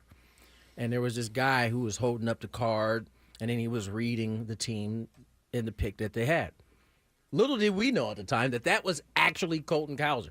I just assumed it was some MLB exec. Because analytic guy? I don't know what I thought he was. I just didn't think it was a player. Certainly didn't think it was a guy who finished second in the Rookie of the Year. By the way, I've only seen him in the all-black Orioles uniform with long sleeves. So I had no idea what he actually looks like. His helmet was on every time I saw him, or a hat on, so I didn't know what he looked like. And so then I was like, why do they have the guy who was announcing names on the thing? And then they put his numbers. I was, oh, my God, it's Colton Cowser. This goes to show you why people like baseball, right? I mean, he just looks like a regular dude. He does. But he's super good at baseball. He's very good. Yeah, they're in a. When I arrived in Fullerton today, we went by Angel Stadium, Tony, and there's a little depression in the area because the Angels lost the draft lottery to the Nationals. Yes, they did. I don't know if the Angels could screw up the first pick or the second pick, so it shouldn't really matter to them too much. That's what we said about the Rockies. The Rockies didn't. The Rockies are the same thing. Yeah. Same thing. Those teams have a penchant for. Actually, the Nationals did well the years they had Bryce Harper and Strasburg back to back. They actually do well with their picks. Like they draft well, they trade well. They got two of the guys who were former Padre top prospects now and thriving over there. But nonetheless, I thought that was interesting about Colton Cowser. Now, Netflix, Chris's favorite streaming service. They will be hosting the Christmas game. Yes, they will. For the NFL. 2 games. 2 games. Doubleheader. And today they released the crew that will be doing it. Yes. Scraby, would you How like idiotic is it, Tony? I don't know that it's all that idiotic. Scraby, what do you think? Because this is a once a year thing, I think they just cobbled together people that were on top of the game right now and get them in there. But the pre and post and halftime is Kay Adams as the host. She does Up and Adams on the FanDuel Network. Then you got Drew Brees, you got Mina Kimes, you got Manti Te'o, and you got RG3 on that crew. Can y'all chill in the comments too? Because I know Manti Te'o's going to be getting all kinds of slandered comments. Like, where's your girlfriend? Yes, where's your ghost girlfriend? All that kind of stuff. I saw the Why don't documentary. you ask Scraby what he thinks of Mina Kimes, Tony? Let's get a report from Scraby on Mina Kimes. He was going off on her the other day that she's getting far too much airtime. This is not something that I said. You said that, Chris. He tried to blame you for it. I was like, when did I say that? I did say that I think she's being a little oversaturated, but I didn't think. Well, okay, that's the same thing, isn't it? I mean, listen, I don't think she's not deserving of it. You get a pay raise, you gotta put your face on there a little more. She's having her moment in time, her 15 minutes of fame, and she should take full advantage of it. Indeed. Yes, but Chris just tried to pass off something that he said as something that I said. The NFL Christmas opening matchup between the Steelers and Chiefs will feature play-by-play announcer, one of Scrabe's absolute favorites. I love this guy. Yes, but his son, though, you have an issue with, who's also going to be involved. Okay, so the first game, Iron Eagle with analysts Nate Burleson and J.J. Watt. I think that's a good one right there.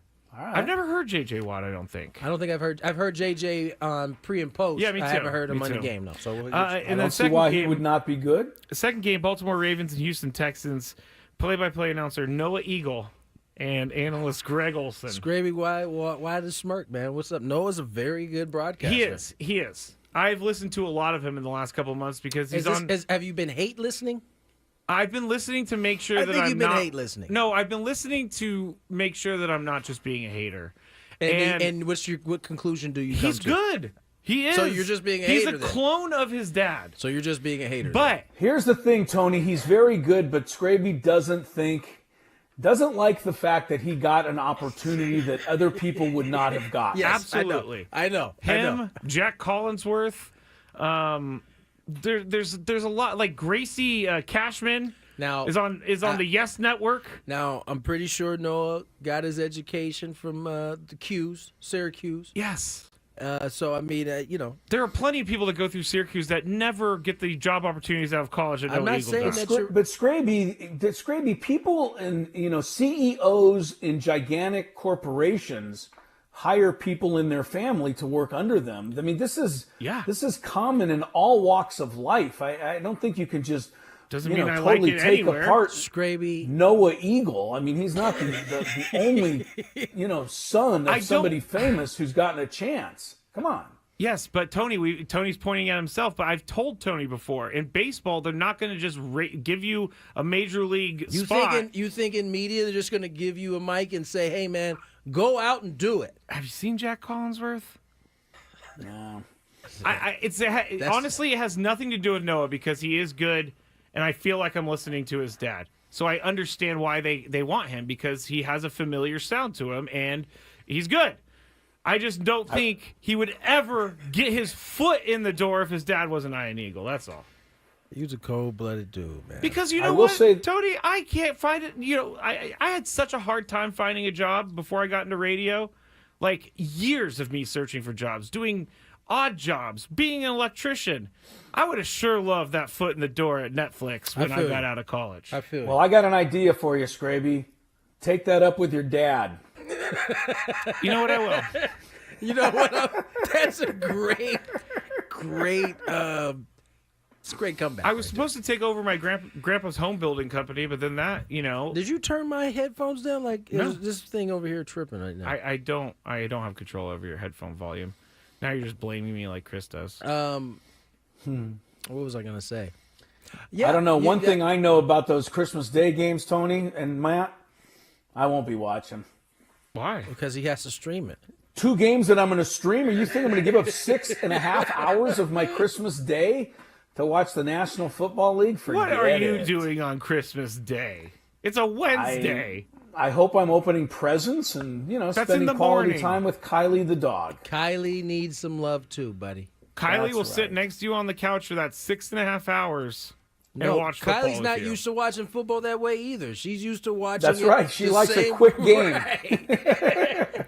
And then we get back outside and go play. Yeah, it's pretty simple. Everybody on the chat keeps telling me, well, this is no different than anything else. What about Joe Buck or what about the carries? I am steadfast that I have. Wait, did you just snap? Me? Yeah. No? Oh, I thought I am steadfast. No, I am 100% the same across the board. If you have a famous parent that got you into the job, I kind of don't like it.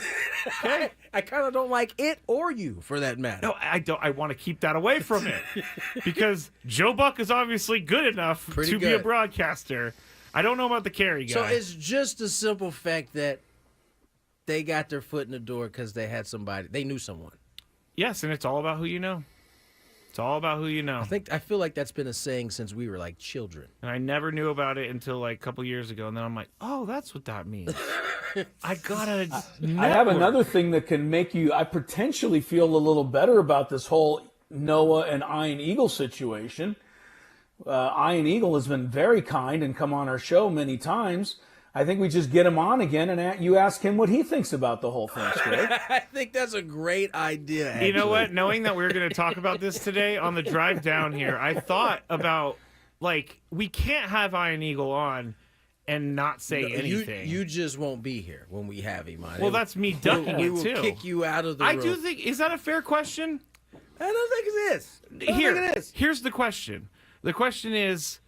yeah, let me hear the question first. Oh, dang it, I put myself on the spot. Yeah, so what's the question you're going to ask Mr. Eagle? Mr. Eagle, your son is doing great things in broadcasting. What would you tell the kids that don't have the opportunity like your son? How would you tell them to get into the game? You know what, Tony? Let's lie to Scraby and tell him that's an excellent question because I really want him to ask it. I'm taking that day off. People are calling me a hater. If you people kind of are a hater. Okay, if there were people out there in their jobs and someone's son who doesn't... Here's the deal. Here's the deal, Scraby. If that happens and you feel like you're actually better than said person, you probably are going to feel a way about it. But if they get their foot in the door and you see that person working and you're like, oh, yeah, it makes sense. I mean, they're worthy of this help, then you probably shouldn't have that big of deal with it. I think shouldn't be that big a deal to you. But it's not that big of a deal. I do lose sleep over having Iron Eagle Every on. time we talk about Iron Eagle, you bring up Noah. Every time. So I think I'm not going to do it anymore. Okay, we'll see. We'll see how that goes. I'll just bring up Iron Jack Eagle Collinsworth. Iron Eagle thinks it's bad that every time he comes on, I bring up the Miracle in Miami play, but it's a lot worse that Scraby brings up his son. Right. So, I've never brought it up to him. We'll keep bringing up the Miracle play versus Scraby bringing up his son. All right, you know what, Tony? This is the one thing I'm going to tell you about this whole conversation. Can't even believe it. Let's get to break. On the other side, Scraby has got a big 5. I don't want to talk anymore. Locked and loaded. More Gwynn and Chris on the other side. Ben and Woods on the Fan.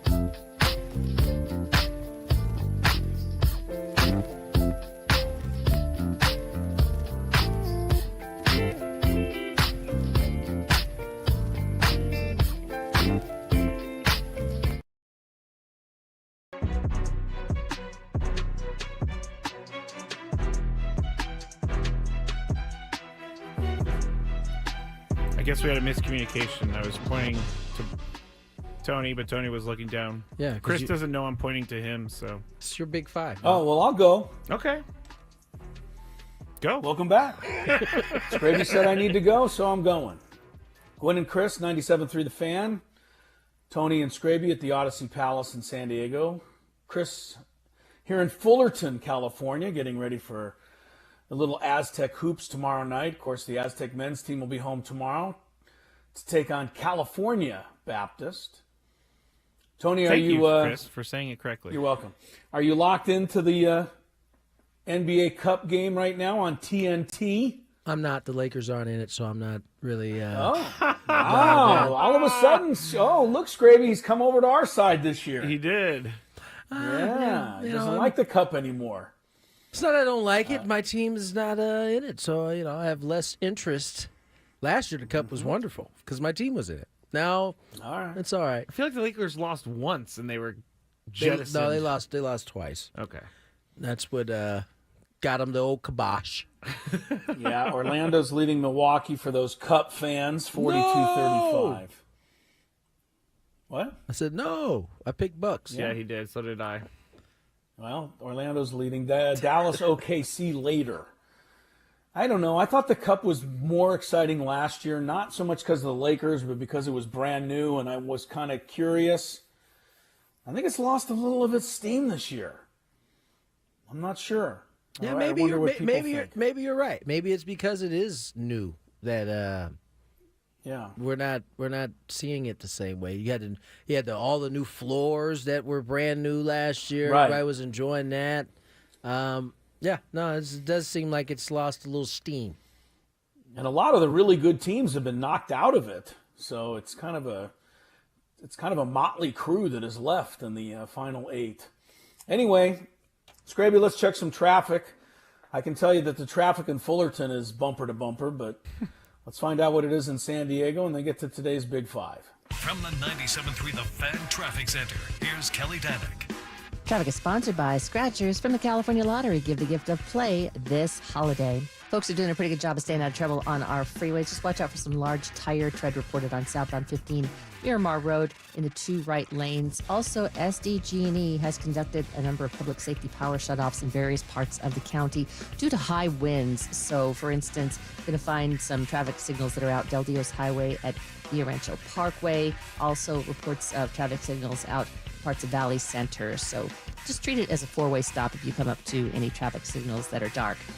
If you're looking for the perfect gift, give Scratchers from the California Lottery. With so many to choose from, you're sure to find the right gift for anyone on your list. Give the gift of Scratchers from the California Lottery. A little play can make your day. I'm Kelly Danick with Gwynn and Chris, San Diego's #1 sports station, 97.3 The Fan. It's that time of the show when we check on the latest in sports. Only the most important topics and questions are brought to light. Stop what you're doing and listen. These news stories will astound and amaze you. The one, the only. Oh my God, who the hell cares? The Big 5 starts now on 97.3 The Fan. All right, we got a little bit of everything today in the Big 5, but first, if you love Mediterranean food, try Spiro's for authentic Mediterranean cuisine in Coronado or La Jolla. For dining or takeout options, visit spiroscuisine.com. Now, we're going to start with the Aztecs football team. Number 5. And actually, it's not just the football team. It's the college overall, the athletics program. The San Diego State is in partnership with the Aztec Link Collective, which is launching the bold, quote, Link the 619 campaign. This initiative is a direct call to action for the San Diego community to rally behind SDSU student athletes through impactful NIL contributions. Here's from the press release, quote, the Link the 619 campaign's goal is to recruit 1,000 members for the Aztec Link Collective, with each supporter contributing an annual gift of $619 or $52 a month, an amount that symbolizes our local area code and showcases our strong community connection, end quote. I went on the website this morning to check it out, and there seem to be 4 different contributions level, all the way from $6.99 per month to $129.99 per month. But when I went to the website to like quote unquote donate, I only got the options of $60, $619, and $52. So I'm not sure when they're going to open it up. Long story short, Tony, how much do you think this is going to help?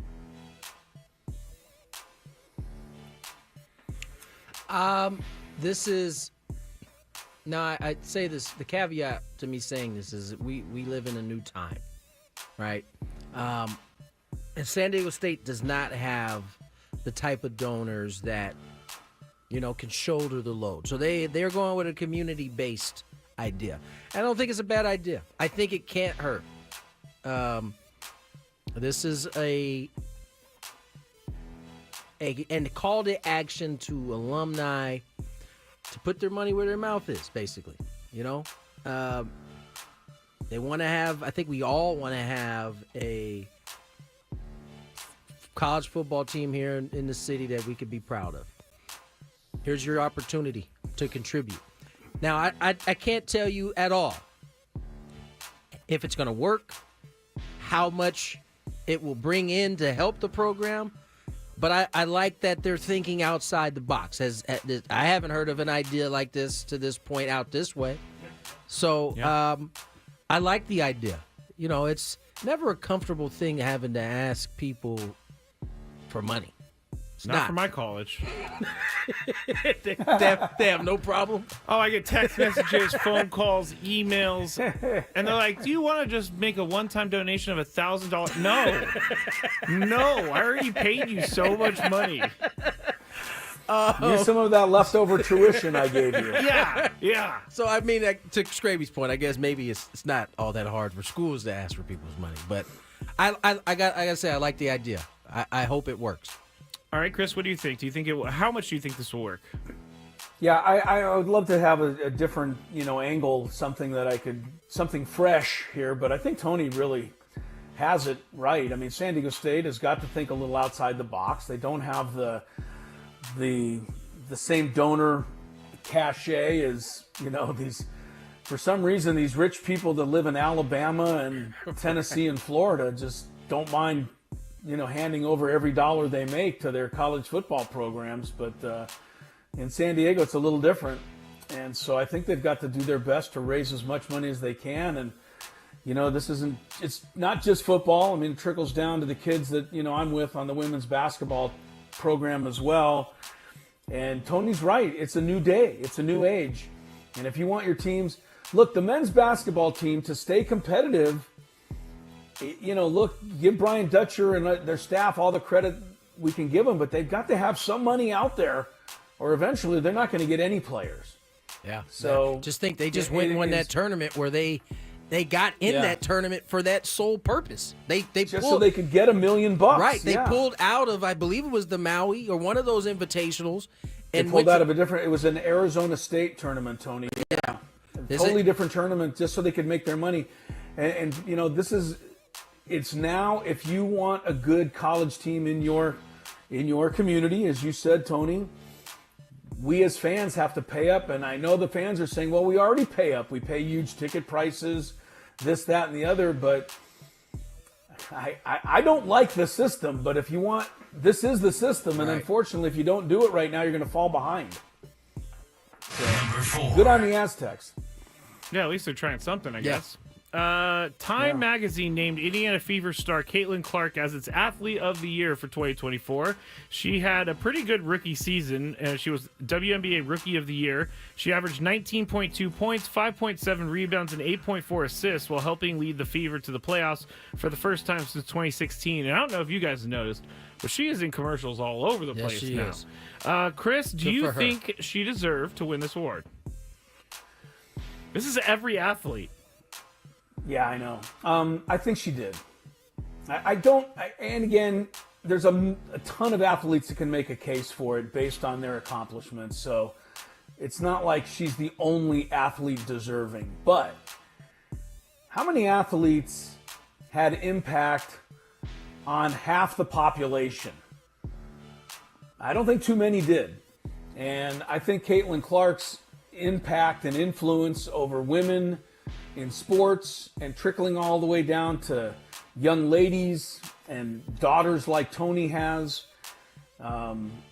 She has helped increase. I don't want to say she hasn't put women's sports on the map. They were already on the map.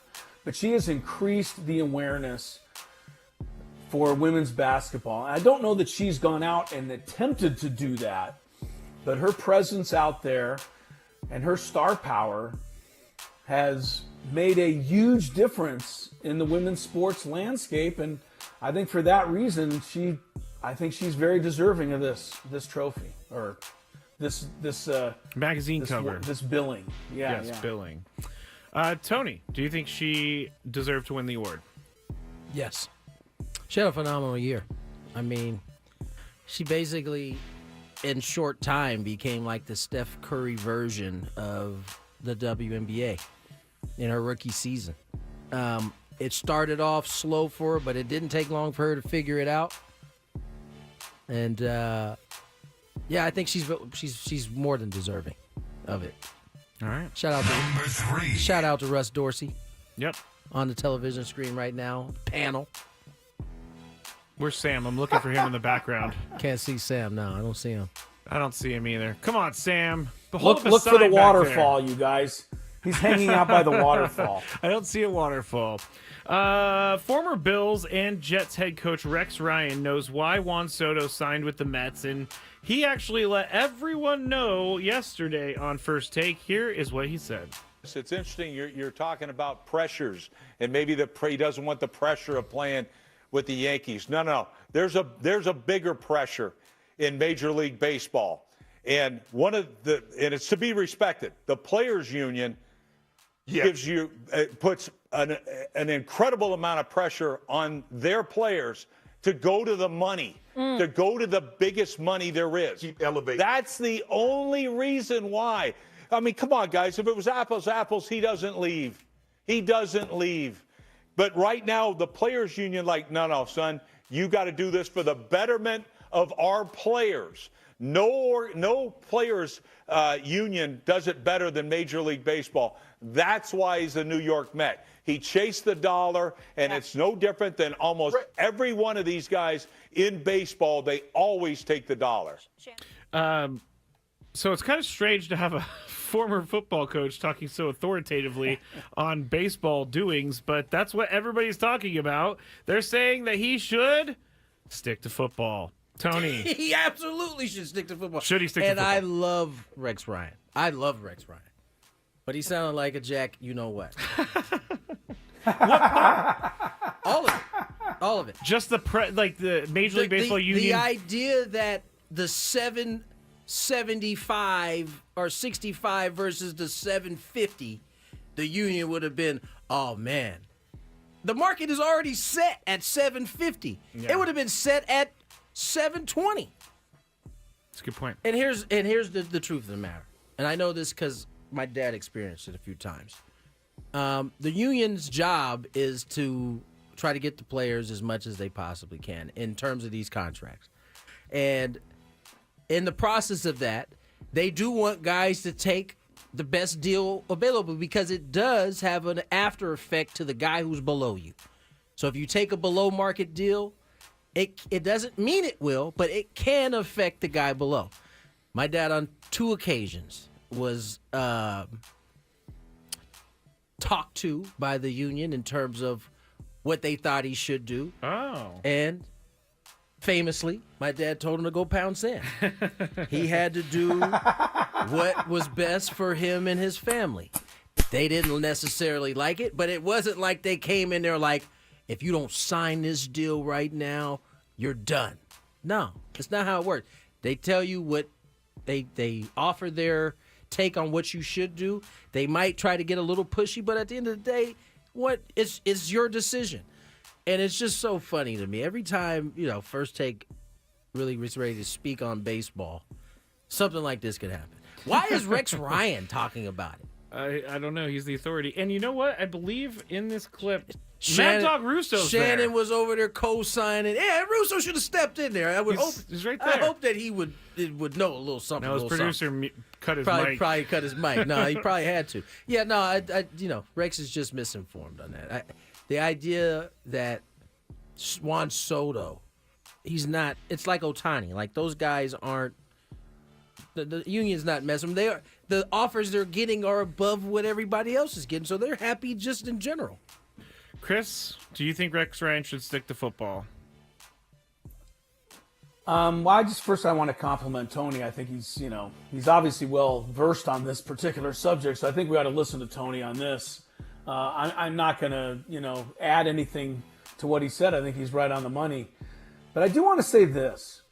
Has anyone asked Rex Ryan about coming back to coach in the NFL?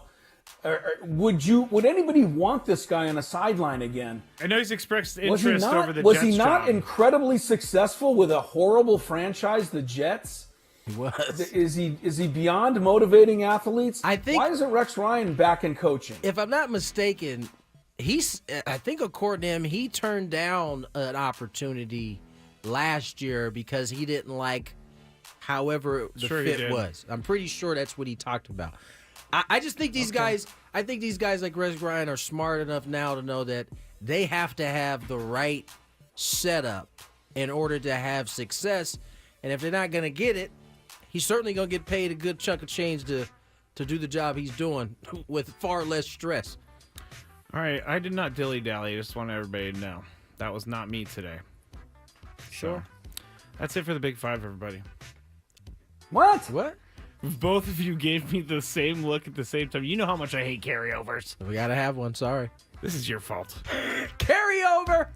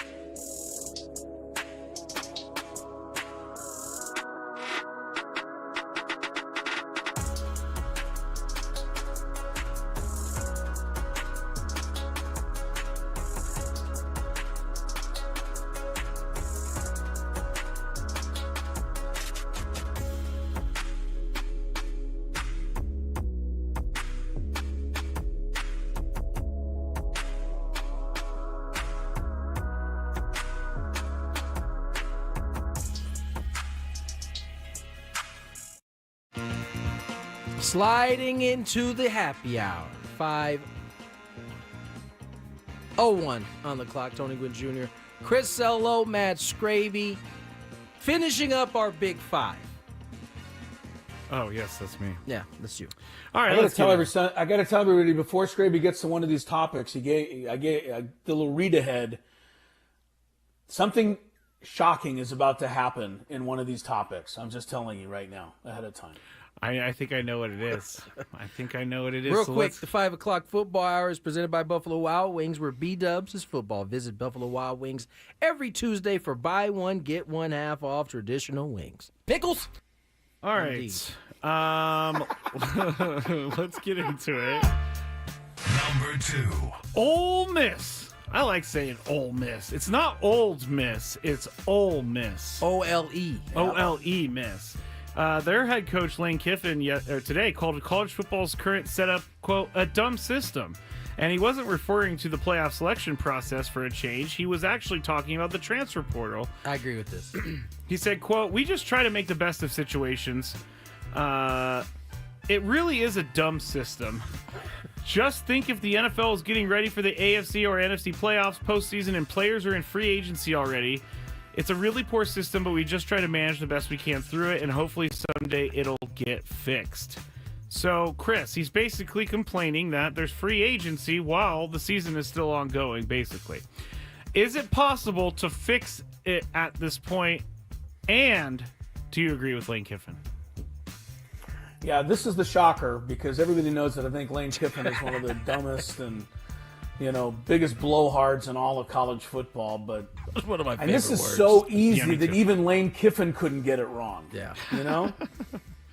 I mean, how can you possibly have it? I mean, the Aztecs their season's not going. They're not going to a bowl game. I get it, but the Aztecs have already lost a bunch of guys. They've kept a bunch of guys. They brought in some transfers. This is idiotic. This is absolutely idiotic. Yeah. I mean, you've got teams going to bowl games without half their players. Who thought of this? Who thought this was a good idea? I'll tell you who thought it was a good idea. That's right. It's the same people that put in the stupid NIL thing. And I was talking to somebody the other day who was on the periphery of the whole NIL and all of this stuff when this all came to being. He's a guy who knew. You remember Mark Emmert, the guy from Indiana who used to be the president? Yes. Well, this guy I was talking to was pretty close to him and had done a lot of business with him and sports marketing and things of that nature. So he was kind of around this when it happened. And he remembers Mark Emmert telling him, this system is the NIL system that we're going to put in is going to destroy our sport. But evidently there was people that were more powerful than even the president at the time who put it through because they had the money to give to these athletes and they wanted to control college sports basically. And so college football had to know that a lot of these rules they put in were stupid when they put them in. But I guess they were powerless to stop it from happening. And this is just another example of it. I think it was the right time for it to happen in terms of Mark Emmert had lost almost all of his power by the time the NIL stuff came in because of the lawsuits and just kind of where he was and how society had really changed their view on it. So he had lost a ton of his power. It really wasn't much he could do at that point. But your point's well taken because I agree too. This is dumb. It makes no sense. It's I'll give you a comparison in youth soccer, right? They hold their tryouts in beginning of the year, January, February. But it's also like a month before like the biggest tournaments. So you got kids changing teams and are staying with a team that they're leaving after. So it just creates no practice time together. Weird dynamic. Like you're playing with people that aren't going to be your teammates in another couple of weeks. It's the same thing in these bowl games, like except they're actually bouncing before the bowl game. Like they're already in the portal. Yeah. So this seems like an easy fix too. You just change the transfer portal date until after the bowl games. How tough is this? That one seems like a very fixable one that they should take care of. But then someone's ego needs to get hurt. Yeah, somebody in an NCAA office somewhere has to realize that if the system is so stupid that even Lane Kiffin hasn't figured out, that we need to make a change right away. Come on. Would Lane Kiffin fall into the son of a person who helped him get a job? Wasn't his dad? Oh, Monty Kiffin, Yeah, his dad was a big-time coach forever in the NFL, I thought. Defensive coordinator in the NFL. Interesting. I think he does fall into it, Scraby, considering the kind of success he's had or non-success. Okay. We're moving on. Number 1. I love that comment, though. That was funny, Chris. Eli Manning, we talked about it last week, but he tweeted out a photo of him in the subway, and he said, first time riding the subway. And everybody thought that was really weird. You lived in New York for like 20 years, you never rode the subway. And so on the Manning cast, Peyton had to give him a little bit of stuff for this. But Eli actually revealed why he had never rode the subway before. Here it is. Eli, this was very shocking to me. I mean, I thought you were a man of the people. You've lived there since 2004. First time riding the subway? I am a man of the people. I live in New Jersey. I'm not in the city that often. I was in the city last week. I had to get from uptown to downtown. I hopped on the subway. I'm a man of the people.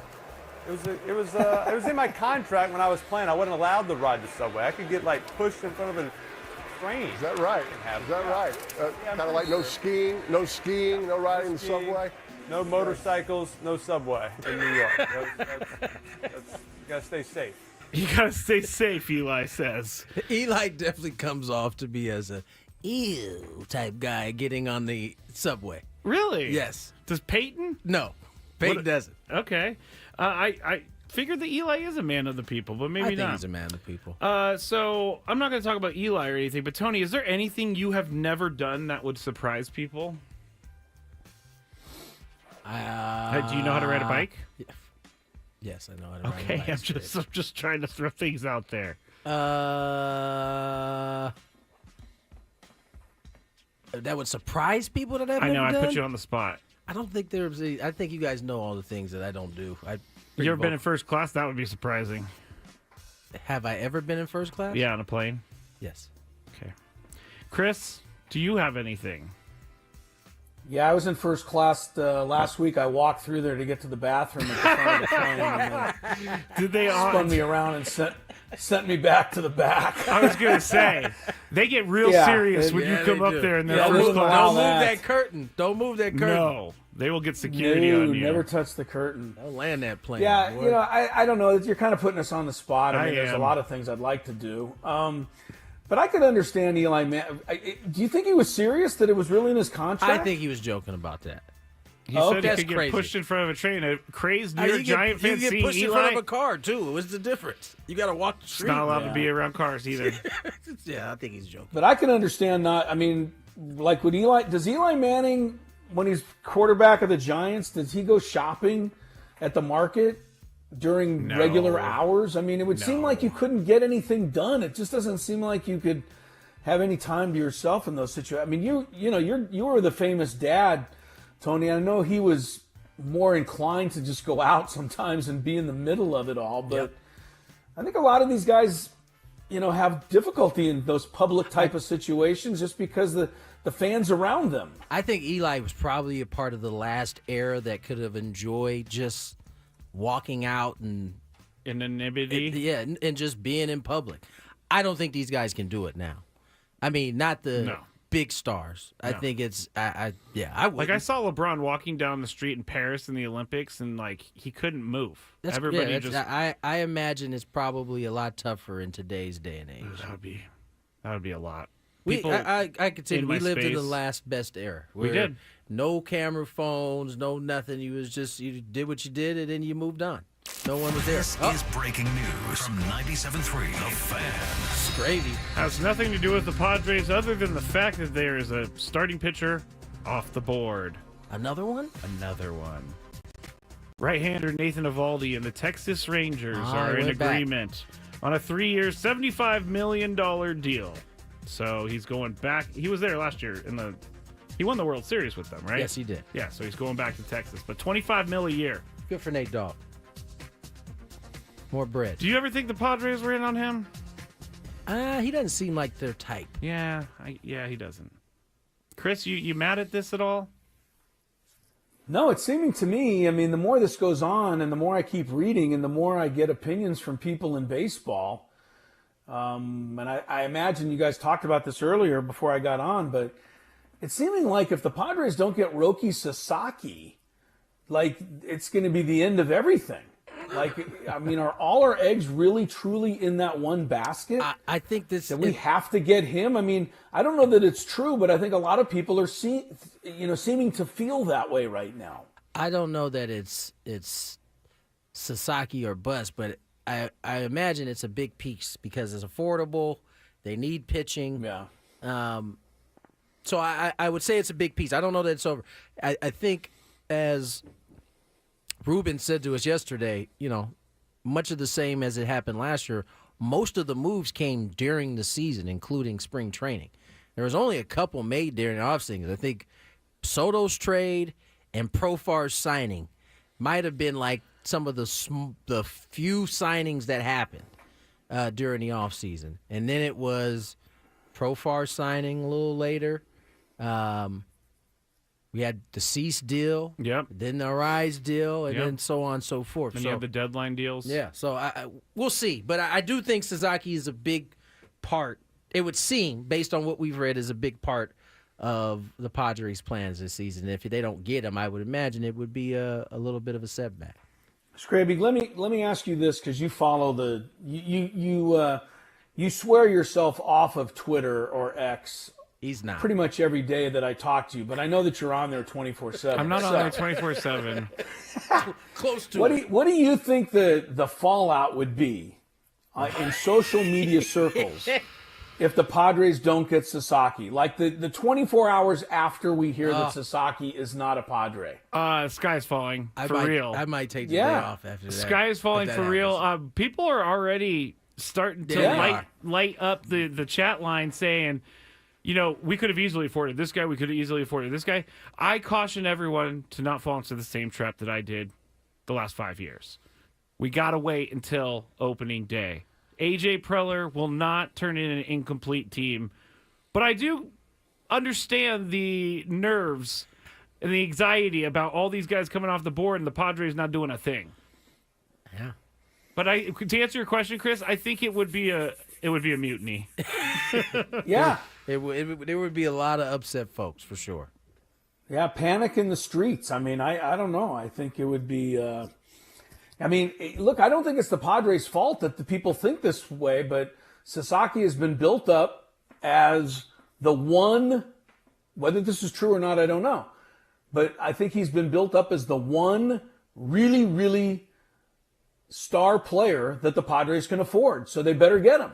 And listen, and that's kind of what people are saying. And I think it's important to continue to say this because I think the impression is, Sasaki's, basically the Yamamoto of this offseason.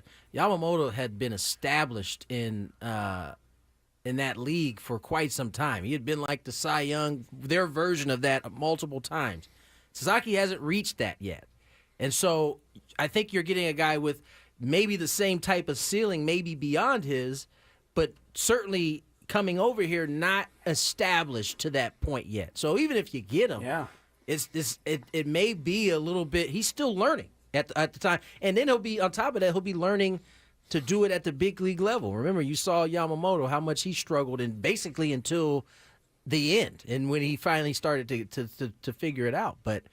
I do think there will be, as Scraby said, a mutiny. Well, the AC article, we need to take a break, but I want to get Chris's thoughts on the AC article after the break, because the AC article, for some reason, made people feel like they're not going to spend any money at all. I don't know how they read that, because it was pretty... I think they wanted to read it. 167 was the number last... 169 was the number last year. They're currently projected at 210. They want to be right below 210. Right. So that to me says there's some room to spend. Very little, but enough. There's some. There's some. There's some, especially if some of these moves, a la Dylan Cease, end up happening. Also, they could totally get a David Peralta or a Donovan Solano for $1 million. That's what they did last year. Yeah. Now, then you're hoping to get the same type of production back-to-back years. So Chris's thoughts on Kevin Acey's article.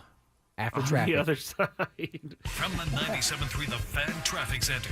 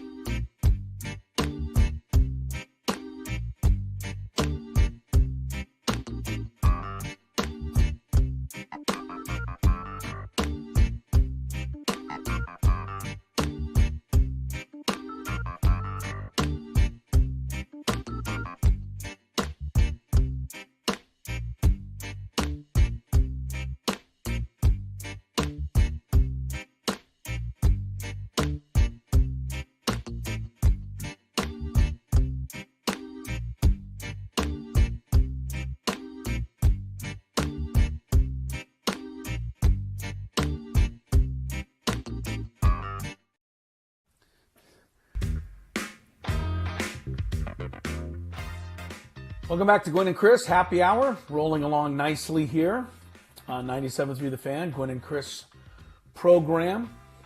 The new number one team in college basketball, Tennessee Volunteers, coming around the mountain, Scrape.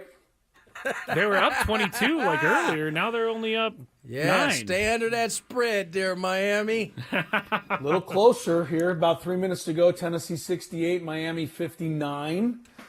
Vols coming around trying the mountain. She'll be coming trying around to the avoid mountain the curse of the number one. The NBA Cup gets underway tonight. I know all of you wanted to know about that. Orlando leads Milwaukee 63-60 in the third quarter. Gwynn and Chris here. Scraby, you had me check out the Kevin Acee article in the Union Tribune, which talks about the possibility of the Padres trading Dylan Cease. And I think at first glance, would everybody not assume that how are you going to get better by trading away one of your best pitchers? But I guess the idea being that with the money the way it is with the Padres, that maybe you do try to move one of your top assets, a la Juan Soto last year. That's right. And see if you can't get a whole bunch of guys in return. The Padres need left field. They need, whether it's second base or first base, however you want to determine that, or shortstop now that Hassan Kim is gone. They're going to need two starting pitchers. Can they get another bullpen piece to make up for the expected loss of Tanner Scott? So, the thing is, Tony, each individual Padre move is dissected by us, and it's dissected by the fan base, and it's over-dissected by people on Twitter and everything else. But it's really, in a lot of ways, I know you'll agree with me, it's not fair to actually dissect each and every move on its own. Because in the world of A.J. Preller, and the world of every team for that matter, you have to add up all of the moves at the end, and then you can dissect the sum of what you're left with. It's not these. And that's just the way it has to go. I mean, when Jerks and Profar signed last year, did anybody even raise an eyebrow? No. Nope. Right? If I recall correctly, when the Padres got around to signing Profar, everybody was saying we should sign Profar because it was like the last kind of ditch effort to fill that left field spot. Also, vibes above replacement. Vibes VAR. above replacements weren't as high at that point as they are now. Yeah, you're right. Vibes above replacement are.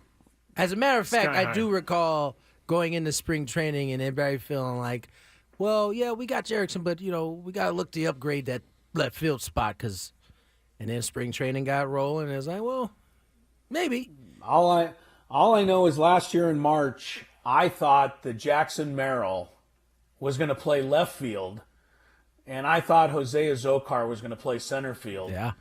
And I thought Jerickson Profar was going to back that up. And I wasn't alone in thinking that. I've told you guys the story before, but on our fantasy baseball draft, I got Profar in the 7th round of the auxiliary picking. Nobody had any interest in Jerickson Profar. So that's why it's dangerous to look at each move individually. We'll do that. I mean, that's what we do on the show. That's what we all do as fans. But ultimately, you're going to have to wait until the end of March to really judge, the Padres off season. And last year should have taught us that, Tony. Yeah, no, it definitely should have. And I mean, we should learn lessons from every season, right? But we tend to just fall back into our normal comfort zone of panicking and kind of trying to do it different this year. It's hard. Trying. I get it. But you're right. It should have taught us that. Let's wait and say. And quite frankly, I think AJ's kind of earned our patience on this because of the job he did last year, which I think by most people's accounts is one of the best, if not the best, job he's done in his tenure as a GM. And so I think he earned the the patience part on our end. I know he won't get that because that's just not how this works. But we'll see. You're right. It's not. These moves aren't done in a vacuum. They're kind of an all-encompassing thing, and because of that, you kind of have to wait and see how it goes. And that wait and see could be spring training. It could be the first week of the season. You don't know, because for the Padres, it changed in February. It changed in March. It changed again in April, and then it changed again in July. And it changed a little bit in between them when you brought on Solano and you brought on Peralta. So it's an evolving, it's fluid, as they like to say. It's a fluid situation. And it works both ways, Tony. That's because last year, and I'm sure there's a couple of people out there going to say, "Oh, I knew it." But last year, when they allowed Seth Lugo to be a free agent and then he signed with the Royals, hardly anybody was like, "Oh, this is a catastrophic loss for the Padres." Well, Seth Lugo ended up as a Cy Young Award finalist in the American League. It would have been nice having him on the team last year, but you don't know how everything's going to work out. Ha-Seong Kim may go, sign somewhere and become back to all-star form again, and we may miss him a lot more than we think. Everything's kind of up for grabs, and you just have to wait and see. But I will agree with the people right now that are getting a little panicky, because it does seem like, you get Max Fried signs today, and you get Evaldi signs today, and you start thinking that we're running out. Yeah. But A.J. Preller never completely runs out of options. Yeah, and you know what?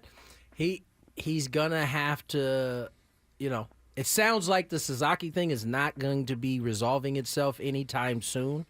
So it'll be interesting to see if there's some moves made in between then, right? Because it's based on what his agent said, we're looking at January, early January at best before you start to see. He can't sign until January 15th. Okay, so he can't even sign until January 15th. Yeah. So he's got a lot of time in between. Now, January 15th is about roughly a month away from spring training, pitchers and catchers reporting. So, that's an even smaller time frame there in terms of what this roster will look like by the time you go to spring. But as Scravy said, he can't sign until the 15th, so that's still some time in between now and then. And just everybody be ready for this now. His agent today said that they plan on meeting with pretty much everybody, or everybody that'll take a meeting with them. So that tells me that there are going to be rumors that he's not just going to the Dodgers. He's going to a lot he met of places. With the Mets today. Yeah, right. Oh, he met with the Red Sox today. Oh, he met with these guys and those guys. So get ready for all of these panics to come into play over the next month as well. And don't believe anything, because like we said last week, that's right. Buster Olney said he's already a Dodger, basically. Jeff Passan said, don't count out the Padres. Everybody's just going to say whatever they want just to get those tweet likes. And Without a doubt. Probably is not true. Probably. Without a doubt. Corbin Burns I has hope it's to be not the true. next guy. Look, we all have a lot of respect for Buster, though. I don't think he just says something off the cuff. I think he's heard something, but it doesn't mean he can't be wrong. Yeah, no doubt. All right, let's get to break. On the other side, manager Will Venable joined us earlier. You get a chance to hear it right here on Gwynn and Chris. Coming up on Wednesday's show, we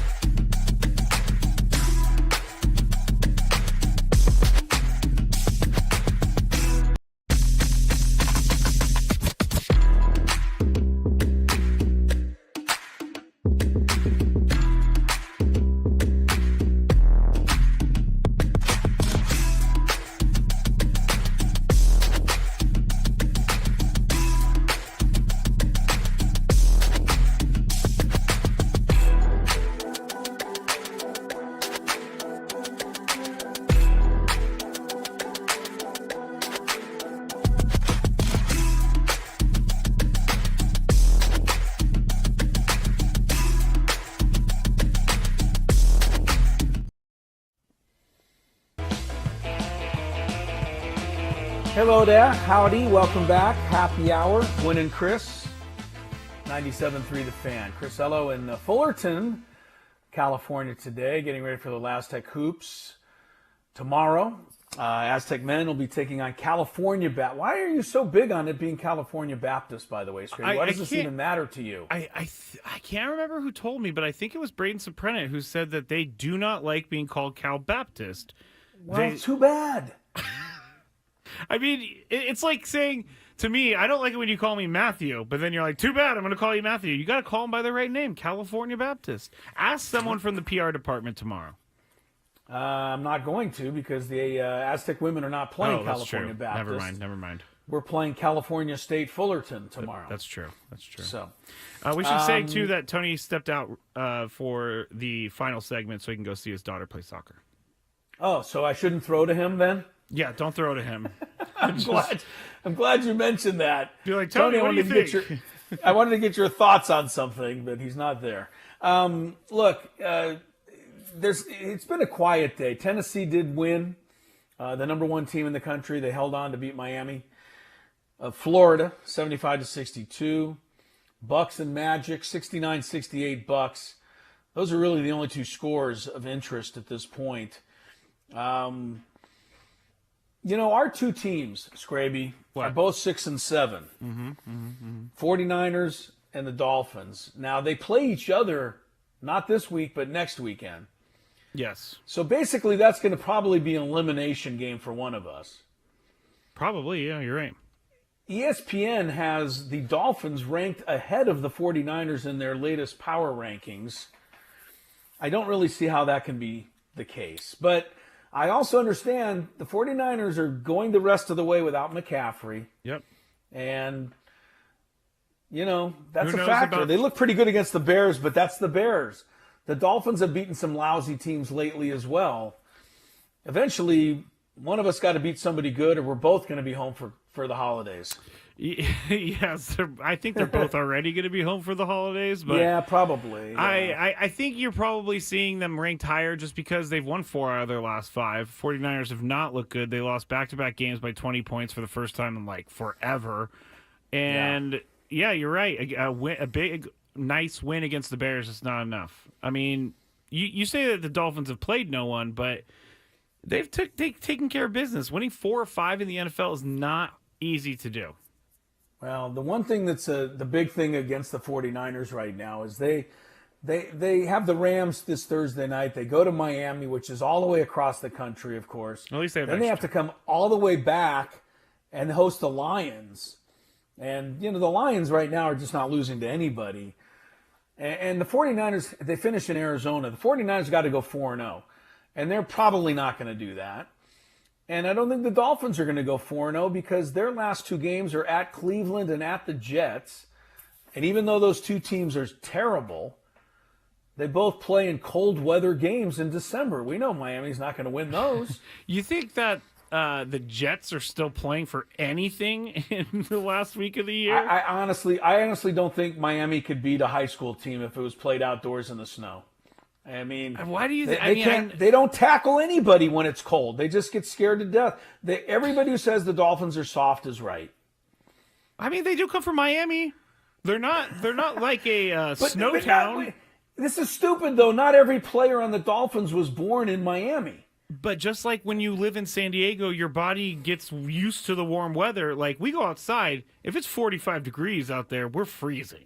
Other places you can go outside with a T-shirt on and 45 degrees. Well, I'm a little tired of the excuse because if that's the excuse, then the Dolphins are just never going to be good ever again because they're always going to have cold weather games. I'm not ready to give up the rest of time. Eventually Miami's going to have to toughen up. They will. I saw a couple fake tweets that I almost sent you. But I realized they were fake, and it was one of them, and it was because it was so believable. But it was one of them was I heard from a player that when they played in Green Bay during halftime, Mike McDaniel wasn't doing anything to motivate the team. He was staying next to a heater because he was so cold, and that's and I almost sent it to you like, is this real? And then I realized it was fake. But that was good. I mean, that kind of is believable. If you watch them play in that game, it's believable. Yeah. They missed 20 tackles that night. It was pathetic. Another for a thing the National Football League 49ers team. and the Dolphins have in common. They have a game this year where they've missed 20 or more tackles. Yeah. Well, it's been a rough go for us this year.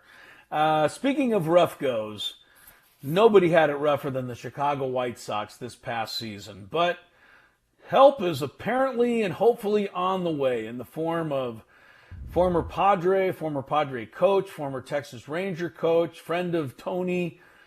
That would be Will Venable coming in as the new manager. He was on the program earlier today. After we check traffic, you get a chance to listen to it. From the 97.3 The Fan Traffic Center, here's Kelly Danick. Anyone out there on the road is going to find lots of companies slowing in the usual spots. A couple of things going on in the South Bay now. Northbound side of the 805, right past the 5. Reports of a possible brush fire over to the right shoulder. Now further north on the 805, past the 905, there is a collision involving a couple of vehicles. Looks like that could be at the clearing stage. Tow trucks on scene. South on the 163 before Genesee, we have reports of a stalled car in the second lane from the left. So please take it extra carefully there. South 163, right before Genesee. I'm Kelly Danick with Gwynn and Chris, San Diego's #1 sports station, 97.3 The Fan.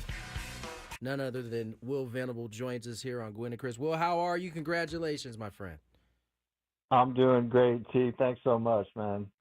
I imagine you're pretty busy right now. You got winter meetings. We got it up on the screen right now. It looks like it's very, very festive. There's a lot of managers, GMs walking around. What's been your experience as a first-time manager at the winter meetings? Yeah, man, a lot of action down there. Super busy down there. I know you've been to winter meetings, and you know all the action that goes down there in the lobby. But it's been great. You know, yesterday was really about connecting with our front office and a couple of the coaches that we have here in Dallas and connecting with group. Today is more of, the media blitz and getting in front of some people and talking. And then tomorrow will be some managerial meetings. Now, it's not as though you are new to the media. I mean, you've been a player in this league. You've been a coach at many different levels. Are the questions different? Does it feel different on that podium as a manager now versus any other hats you've worn?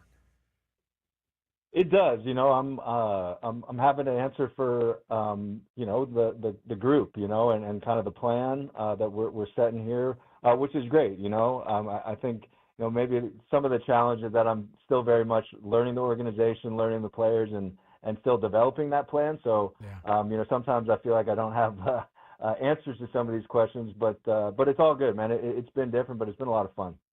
We're talking to new White Sox manager Will Venable here on 97.3 The Fan. And, Will, the White Sox are coming off of a record-setting season last year, and not in a good way. But one of the first things I thought of when I heard you were coming on was I wanted to ask you, what was it about the job that attracted you? Because there's certainly a lot of work ahead. Yeah, I think, really just, to get going and to take the interview, it was really about, the city of Chicago and what I knew of Chris Getz, and just very on the surface level, the thought of being part of something and building it, and then when I got in there and started through the interview process, got to know Chris and his group more, got to have an understanding of the vision, the foundational pieces that they're putting in place, and really just the excitement and of the game plan was really what it made it an attractive opportunity for me. And I'm really excited because every day since then that this job has kind of exposed more of that. I've just been more and more excited and more optimistic that we're doing it the right way. Well, this wasn't your first go-around going through these interviews. I mean, you kind of are collecting data as you are going through this process. What made you more prepared, more ready this time around than maybe in years past? I would really say it's been the last few years with Boch, and kind of the experience that I had in Texas. Being in Chicago as a base coach was amazing and learned a ton. Being a bench coach in Boston with Alex Cora was amazing, and he taught me a ton. But Boch just brought my development to another level where, he was asking me questions about lineup construction and letting me in on conversations he had with players and how he went about solving different problems, and get to watch him do his thing in game. And he's just really been an open book and really just got me to the point in my development where, going through this process, I was able to speak to the things where before, it was really just more of my philosophy and my thoughts. Now I had, actual real experience in going through some of the stuff. Talking to White Sox manager Will Venable, and he's so generous with his time being at the winter meetings right now. The winter meetings produces a lot of rumors, produces a lot of news, and I know the White Sox roster is a rumor mill right now, but as the manager, how do you prepare for the 2025 season when you're not sure if you're going to have some of your more established players on the roster? Yeah, obviously the roster will continue to develop through the off season, like everyone's roster will. And as we get closer to spring training and through spring training, we'll have more clarity on how we want to approach things with our specific roster. But right now, there's just so much work to do. Just getting myself familiarized with the people that we have, talking to players, building some of our things internally that we want, information-wise, feedback-wise, game planning-wise. That I really haven't got to the point of what is this team going to look like on opening day, because one, I know it's going to change, but two, there's just so much work to do right now, and I'm really enjoying that process. Well, as you know, all good managers adapt, to the rosters that they have. However, there are some principles, some core principles that each manager has and want to establish with their ball club. Can you share some of those core principles that a Will Venable managed team? Yeah, I mean, Tony, man, in our playing days, it's so tough, right? And there's so many things that you cannot control.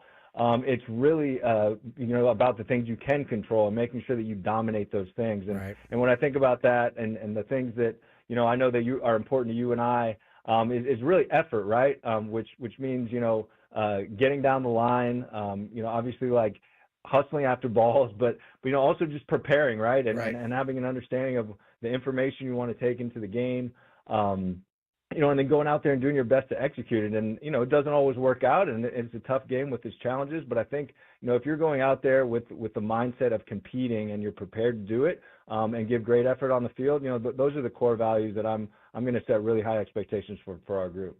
Talking to Will Venable, White Sox manager. Last one for me, Will. Thank you so much for your time. You know what? We share something, and that is we have both been a coworker with Tony Gwynn Jr. before.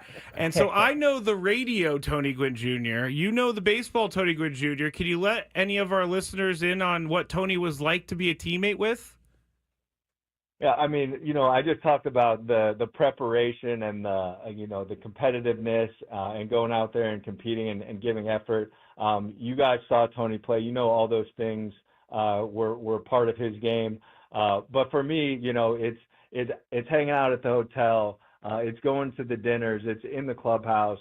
The personality that you guys see on the radio, you're able to get that throughout your day. He was a special guy to be around and one of my favorite teammates of all time, for sure. I appreciate that, Will. Lovely. One thing before I let you go, managers have let's say, a problem with wearing jerseys. Usually you get a hoodie or some type of top. Are you going to be a guy that actually has his jersey on underneath whatever top is on? I will have my jersey. I think I will, but I'm gonna tell you right now, T, Chicago in those first month and a half, April and even into May, it can be brutal. So I'll have that jersey underneath there, but about 8 layers on top of it too. Fair enough. Well, hey man, congratulations on the gig, man. I know for myself, I'm looking forward to seeing you have a lot of success in Chicago. I know it might take a little bit of time, but they got the right man for the job. We appreciate you coming on today. Thank you guys so much. That was new White Sox manager Will Venable here with us earlier on Gwynn and Chris. The 5 o'clock football hour is presented by Buffalo Wild Wings, where B-Dubs is football. Visit Buffalo Wild Wings every Tuesday for buy one, get one half off traditional wings. Will Venable is, he's a terrific guy. He was a terrific guy when he was a player. So, and the fact that he's gone on, I mean, don't forget he went to Princeton, right? We talked about this, yes. He's a pretty sharp guy. And, he's learned from Bruce Bochy. He's learned from the best. He's learned from others. Look at Steve Kerr, for example, in the NBA. Steve Kerr maybe he is a natural as a coach. He sure seems like he is when you watch this guy work. But Steve Kerr also learned from Lute Olson in college. Then he learned from Greg Popovich in the NBA. Then he learned from Phil Jackson in the NBA. And he's smart enough to take little bits and pieces from all of that and pile it all in to what he's become, which is one of the better coaches in the NBA. I think Will Venables is the guy who's going to do something similar. He doesn't have any hands-on managerial experience yet, but he's got great background knowledge. His dad played. He's been around the game. I think this is a really good hire for the White Sox. At the same time, I was looking at this, Scraby. What? The White Sox last year were 80 games below 500. Wow. 80! They can only go up, Chris. Right? You cannot lose any more games. You can't be lower than that. That's pretty hard to do. I mean, their starting rotation last year, Chris Flexen, he was 3 decent, and 15. Right? 3 and 15 was his record. Ooh. Garrett Crochet, 6 and 12. Yeah. Mike Soroka, 0 and 10. Man. And he's a free agent, by the way, who a lot of people think could be a decent pickup coming off of last season because he's got some ability going forward.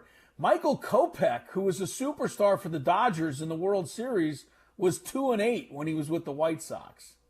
Oh, yeah, that's true. He was, for some reason, he pitched so well in the playoffs. Yeah, I mean, really well. So Will Venable's got a ton to do. They do have some players there, but they're going to be starting from scratch. I mean, 80 games under 500. None of us have ever heard of anything like that because the only other team that ever did it was the Mets, and that was a long, long time ago, 60 years ago. Can you imagine how great that phone call is if you're Michael Kopech when your GM calls you and said, hey, we got some bad news. We're trading you to the Dodgers. And he has to hide his excitement because he's so ready to get this is going to be horrible to leave all my buddies and friends. And go win a World Series. I don't want to do that. Yeah, it's probably the exact opposite of the phone call Steven Wilson got when he went from the Padres to the White Sox. Oh. Sorry, Steven. Oh, all right, stay tuned. Scraby Chronicles are coming up next. We're back at it tomorrow at 2. Thanks for being with us. Gwynn and Chris, have a good rest of your evening, everybody. So long. All right.